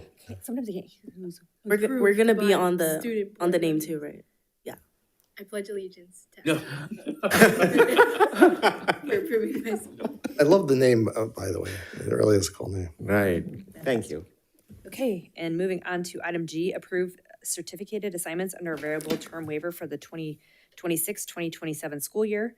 The Board of Education approved certificated assignments under a variable term waiver for the 2026-27 school year. I'll invite Mr. Byrd up to the lectern. These two items, G and H, are standard items that the board entertains usually around this time of year. This first one is related to oftentimes some really hard to fill positions, as you'll see on the rationale, driver's ed, as well as one of our medical technology teachers that actually presented our equity item today. So this earlier this meeting. But Mr. Byrd, anything else to add on to that? No, these are individuals that are generally trying to acquire these credentials. And in the case of our CTE teacher, her situation is she's in a preliminary credential. And as soon as she is able to clear that preliminary credential, she will have her CLAD credential or her EL authorization, and that'll take care of that. Driver's ed, probably going to be in this situation every single year. You really can't get a driver's ed credential anymore, but we do still offer that class. So those are the two teachers that are listed for the variable term waiver. Any questions? Why can't you get a credential? Nobody offers a driver's ed credential anymore. Really? It's just not a credential that you can really acquire.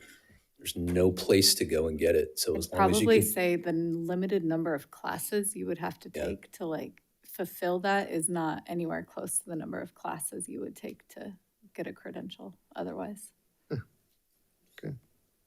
as long as we have that course, we'll probably be in this situation. Yeah, every year. Any other questions? Okay, with that, I'll entertain a motion. I'll move. Moved by Ms. Lofthouse. Second by Mr. Clark. Ms. Luong? Aye. Ms. Lopez Petracca? Aye. Mr. Clark? Aye. Ms. Lofthouse? Aye. Sorry. Mr. Reed? Aye. Mr. Chalem-Churla? Aye. Ms. Larrett? Aye. Motion carries 5-0. Great. Clearly, we're falling apart up here, so we're gonna move quick. All right, moving on to item H. Approve the declaration of need for fully qualified educators for the 26-27 school year.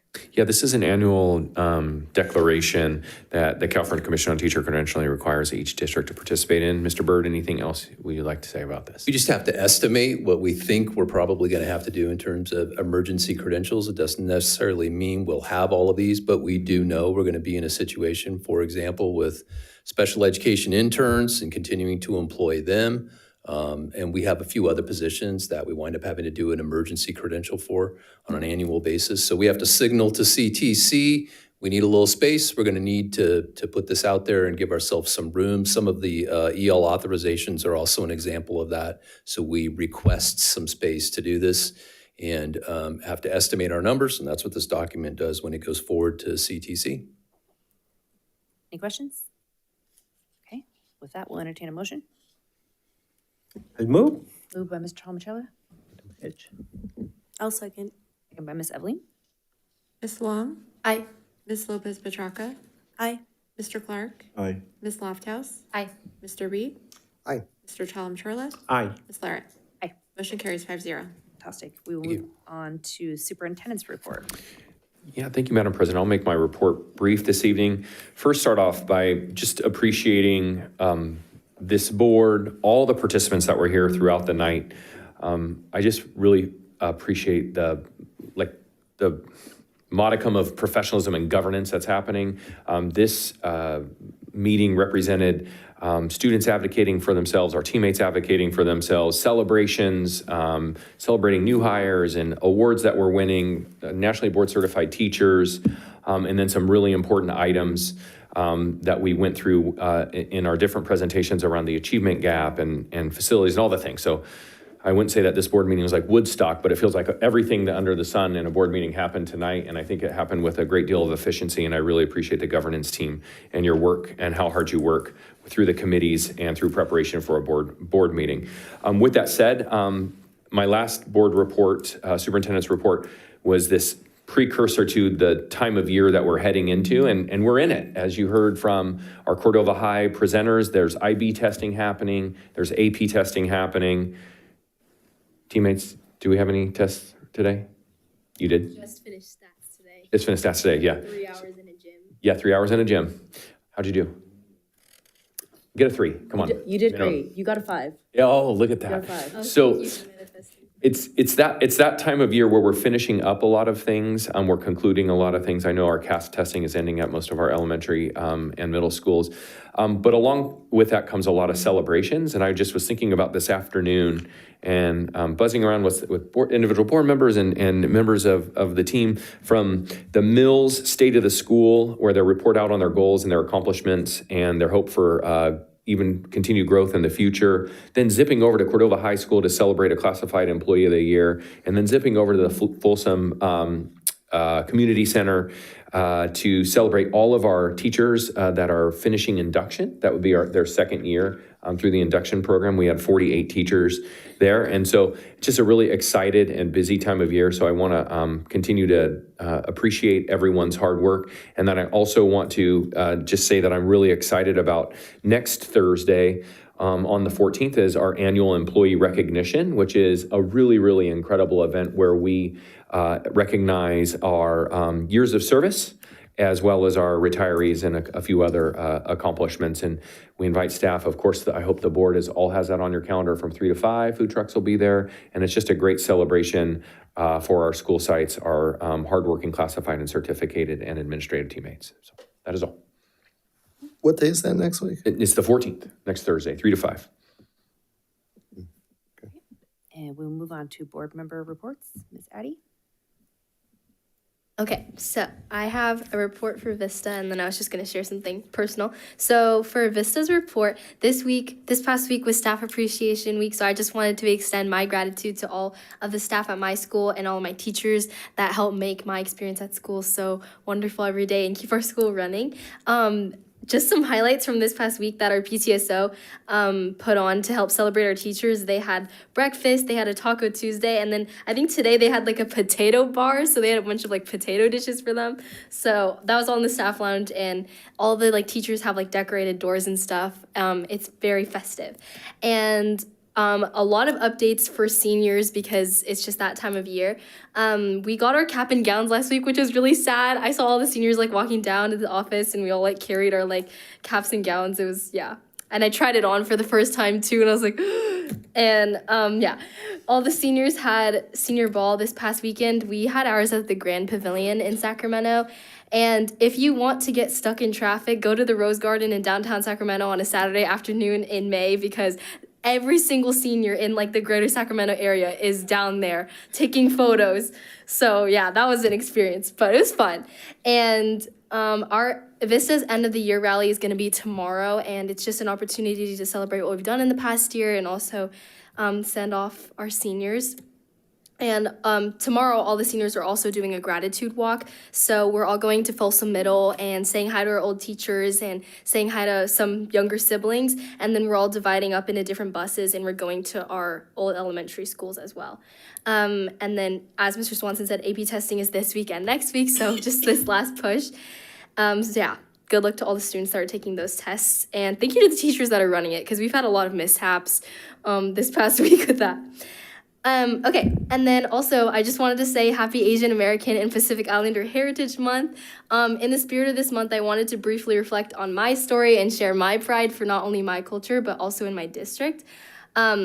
Just a little background, I went to a Mandarin immersion elementary school in Sacramento, so I wasn't actually in FCUSD until 7th grade. But for 7 years, I was like surrounded by peers and teachers who actively taught and also socialized in Mandarin. So when I moved here, it was very strange because all of a sudden everyone around me spoke English and taught in English, and my parents don't speak Chinese at home, they also speak English. So I felt very disconnected from my culture and also my language. But this year especially, as I was reflecting, I took the Seal of Biliteracy test, and I also helped organize International Night, which were both really great opportunities to re-immerse myself back into my culture. Not only this, but in my classroom, my teachers are actively choosing to teach about stories that uplift the voices of marginalized communities. And shout out to Dr. Dianita, my English teacher, who's so awesome.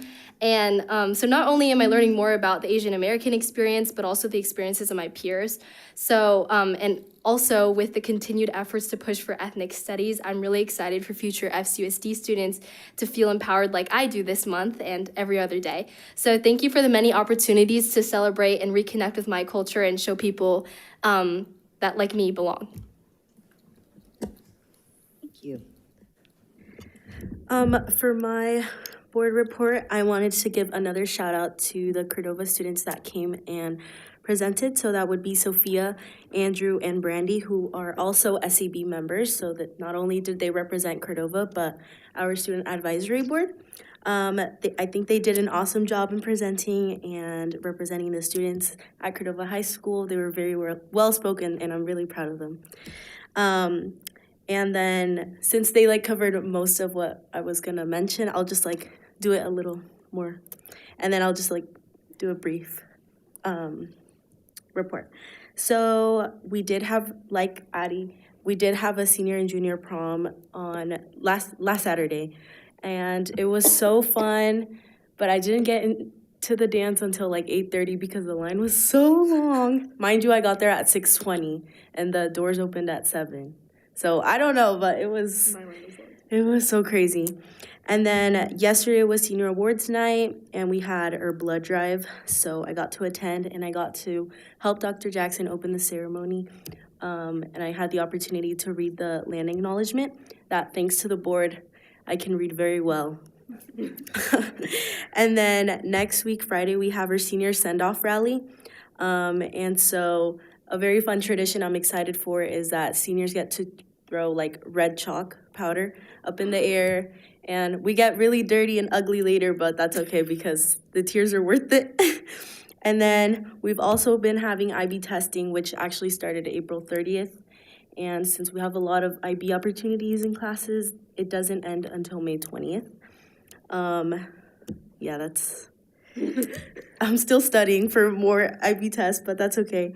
And then we have our grad walk, which I'm very excited about too. We're gonna visit Mills and Mitchell, and then Williamson Elementary and Rancho Cordova Elementary. And at Cordova, it is also Staff Appreciation Week, so I also wanted to thank all the teachers and staff and people that help us keep our campus clean, our students fed, and our minds learning, because without them, we wouldn't be where we are today. So, yes, that's all I have. Thank you. Ms. Loftus? I have a super short report, just extending happy Teacher and Staff Appreciation Week. I feel like it's funny that we appreciate teachers and staff in probably the busiest time of the year, which also goes for Mother's Day. So happy Mother's Day to the mothers also. I think it's sort of like Mayvember is how I've heard it phrased. And there is something going on every single day, and it's exhausting. And we are all feeling it. And so the end is near, and you will have a much deserved summer break. And I hope you do feel appreciated this week and all the weeks. Mr. Clark? All right, thank you. I just want to thank my colleagues on the board for the ratification of the resolution that I put forward for our SOS for our students and CTAG.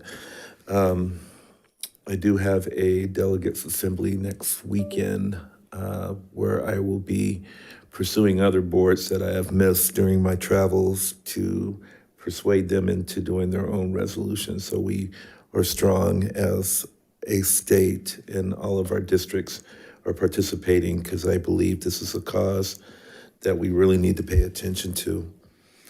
I really enjoyed myself at the International Night. It was a lot of fun. It was the first time that Jean was there, and she says, "How long has this been going?" It's like a few years. She says, "How come you never invited me?" It's like, I always invited you. But anyway, she really enjoyed herself there. And congratulations to one of our Cordova students who was the recipient of the Clark Memorial Scholarship that I was able to give out yesterday. And that is actually it on my end. I'm really short. Thank you. Mr. Reed? Oh, one more thing. I'm sorry. Our student board members, when is your last board meeting? So is that our college hoodie? Thank you, Trustee Clark. That is our college hoodie night, May 21st. So encourage all board members to wear a hoodie. And Rochelle. Yeah, of course, you're up here on the dais. Well, everyone. And Angela. Everyone Not here, that UCLA wear a stuff, hoodie. So are we getting the student board members Question mark? We are getting them a hoodie. Yeah. The problem is Addie's not Addie sure. doesn't know where she's and going. Eveline is kind of sure. Addie told me yesterday in the prep call that it was UCSB, but now it might not be UCSB. I don't know. We're gonna have to find out because. We have to buy you guys a Yes, hoodie you that will know, matches. Just a hoodie. We need you to know like now though, Okay, or okay. soon. But we're gonna You gotta definitely buy it. pressure you We can for buy a our life own commitment hoodies. because we gotta get you. Make your decision. Or how about this? This might be fun. Let's go. How about you you're guys scaring buy me. your hoodies and we will Venmo you afterwards, but you show up with your decision on your hoodies that night. I don't like. I think that's better. A reveal. It's the same thing. Like a college reveal Yeah. night? That would be cool. Oh, I see. But we kind of know. So you have 2 weeks to decide. Right? But you know what Because- happened? It's because some colleges are like sending out their wait list offers. So then it's like, oh, you know? Did you? So by May 1st, UCs were expecting, and you sent Yes. an intent to attend Yes. UCSB because you said to me, "Go Gauchos." And now, I hate that this is public. yeah. Sorry. Oh, I'm just trying to buy you a hoodie. I'm sorry to it's reveal. Okay. It's okay. Yeah. We'll talk about this later. Okay. My apologies. Let Trustee Lofthouse know where you're gonna go so we can buy you a hoodie. Yeah. No, she's like, she already got an idea. I already, Okay. yeah. Okay. Very good. Okay, That was a mess. we're, Mr. Reed. That was interesting. I kind of lost my train of thought. Okay. I feel like we're the most indecisive student board members ever. I can't. So sorry. I'd like to echo what Board Member Lofthouse indicated. Obviously, to the staff and teachers, Happy Appreciation Week. Honestly, every day should be Staff and Teacher Appreciation Day. Obviously, we can't operate without them, and I obviously, actually, I appreciate the teachers who showed up tonight as well. Let's see. I had something else, but I got distracted by that conversation. So, I guess to the students, finish strong. It's an exciting time of year, especially if you're a senior. I know that things can get very stressful at the end of the school year, but this is the time to double down and put your best effort forward. You're only several weeks away from the end of the school year, and then you'll have your summer. So just congratulations to everybody as we move to the final 2-3 weeks of the school year. Yeah. So and happy Mother's Day as well. That's all for me. Thank you. Mr. Chalmers? Awesome. I think I'm going to echo what my colleagues said, especially for the kids, if you're watching, kids, eat well, sleep well. That's important. Then you will do well in the exams. That's given. right? Yeah, I just want to echo that one. And yeah, this is a busy time of the year and visiting some of the schools. And now I know, how the teachers' rooms are decorated for a Teachers' Appreciation Week. That's awesome. Personally going and thanking them sincerely. And also, I got a chance to go ride along with our transportation, one of our buses. Thank you, Mr. Swanson. And it is in the rainy morning. So now I can see what our drivers are going through also in the rainy morning. I didn't know that they do 45-minute safety check before the bus comes out. 45 minutes. That gave me a more confidence how safe our drivers are going to be, our buses are going to be, and our kids are safely transported from your home to our schools. It is eye-opening for me on that. And my last one is, I know Vista Del Lago has a bike safety and pedestrian safety club. It was in a brand new one. It is an up and down way, and I motivated those kids and I took them. Since you are the first safety club in the district, let's go and meet the police chief. They all came. They're all excited now. They're all more pumped up for next year to have a more stronger advocacy about the e-bike from the students. Rather than I tell from here or we tell from here, the students are going to talk about with the help of our police department. So I want to make that club success so that we can repeat the same thing in Folsom High and Cordova High as well. So with that, thank you again. Good night and once again, happy Teachers Appreciation Week. Fantastic. I will be short as well. To kind of go along with bike safety, last week during the Measure H, the city did approve some additional funding to the bike patrol that we partner with at Cordova High School. And that initiative is going to be specifically about e-bike safety that they're going to be pushing into. So hopefully we can connect with them on what some of those initiatives are and roll that out. Last week, I actually went to Cordova High, and thank you to Coach Temez for bringing Project Play to Cordova High. And we had students from Mitchell and our SPED classes at Cordova High come and participate in a series of athletic events with our athletes, which was so cool and so awesome. And the best part about it was the relationships that you could see being made among students and just this connectivity that was happening, and it was awesome. So we had 5 different stations, and we had student athletes at each of the stations, and the SPED students were able to come around and enjoy those and make new friends. And I think it was just an amazing day for everyone there. And looking forward to some additional initiatives with Project Play that could maybe I think they're looking to have some similar activities on some upcoming weekends so that we can kind of continue on with that. So, and with that, happy Teacher Appreciation Week. Thank you to all of our teachers and our staff. Appreciate you. And with that, we'll move on to advanced planning. Our next regular board meeting will be scheduled for May 21st. And then just a special note that our Saturday meeting that was going to be scheduled for June 13th is actually being moved to Tuesday, May 26th from 11 to 2. And this will be an in-person meeting only. So just wanted to make note of that. And then with that, there is our 12-month board calendar. And then we'll move on to suggested future addenda items. Does anybody have anything they want to add? Yes, Madam President? Yes. Yeah. There are 213,000 active duty service members, National Guard, and reserve personnel that reside in the state of California.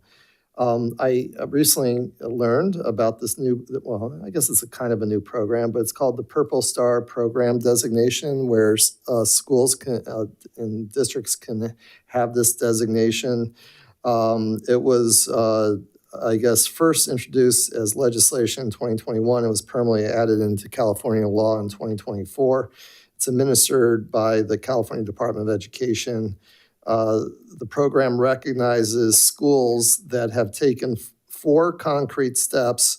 The 4 steps are designating a military family point of contact on staff, providing professional development on military-connected students' needs, maintaining a dedicated web page with family resources, and running a transition program which can be student-led to welcome incoming military students socially and academically. It's really I think, here's the statistic that students that are in military families can expect to change schools 6 to 9 times between kindergarten and 12th grade. And they really would appreciate or could use some additional supports when they move into new communities as the new student or constantly the new student. And so it seems like a program that doesn't have a large dollar amount. It's more about the district doing certain things to help the students that to transition in when their parents are or parent is relocated. So I'd love for the board to consider requesting staff to look into the program and maybe report back on the possibility of implementing it in our district. As far as I'm aware, the only district in our region that has it, Craig, you should appreciate this, it's Roseville. But apparently that's the only school district in the region that's participating in it, although it's a fairly new program. So, so I don't know if the board has consensus on maybe requesting. I know last month I was trying my best, very similar. April has been the active duty military child's month. And including, another concept, moving in is, I'm 100% in. I know we all talk about it, but the dads or moms are in somewhere out there and their kids are here. So adding something, it's very important. I'm for that. So would the board be, okay, we'll dig in, we'll learn about it, and then we'll give our first report in a Friday board update so you guys can consume it and see and then get back? Okay, perfect. Thanks. Other items? I wanted to ask, maybe this is something we can discuss separately, but were we planning to put Karthik and his resolution on the agenda, or was that going to be something that we discussed in a different agenda item?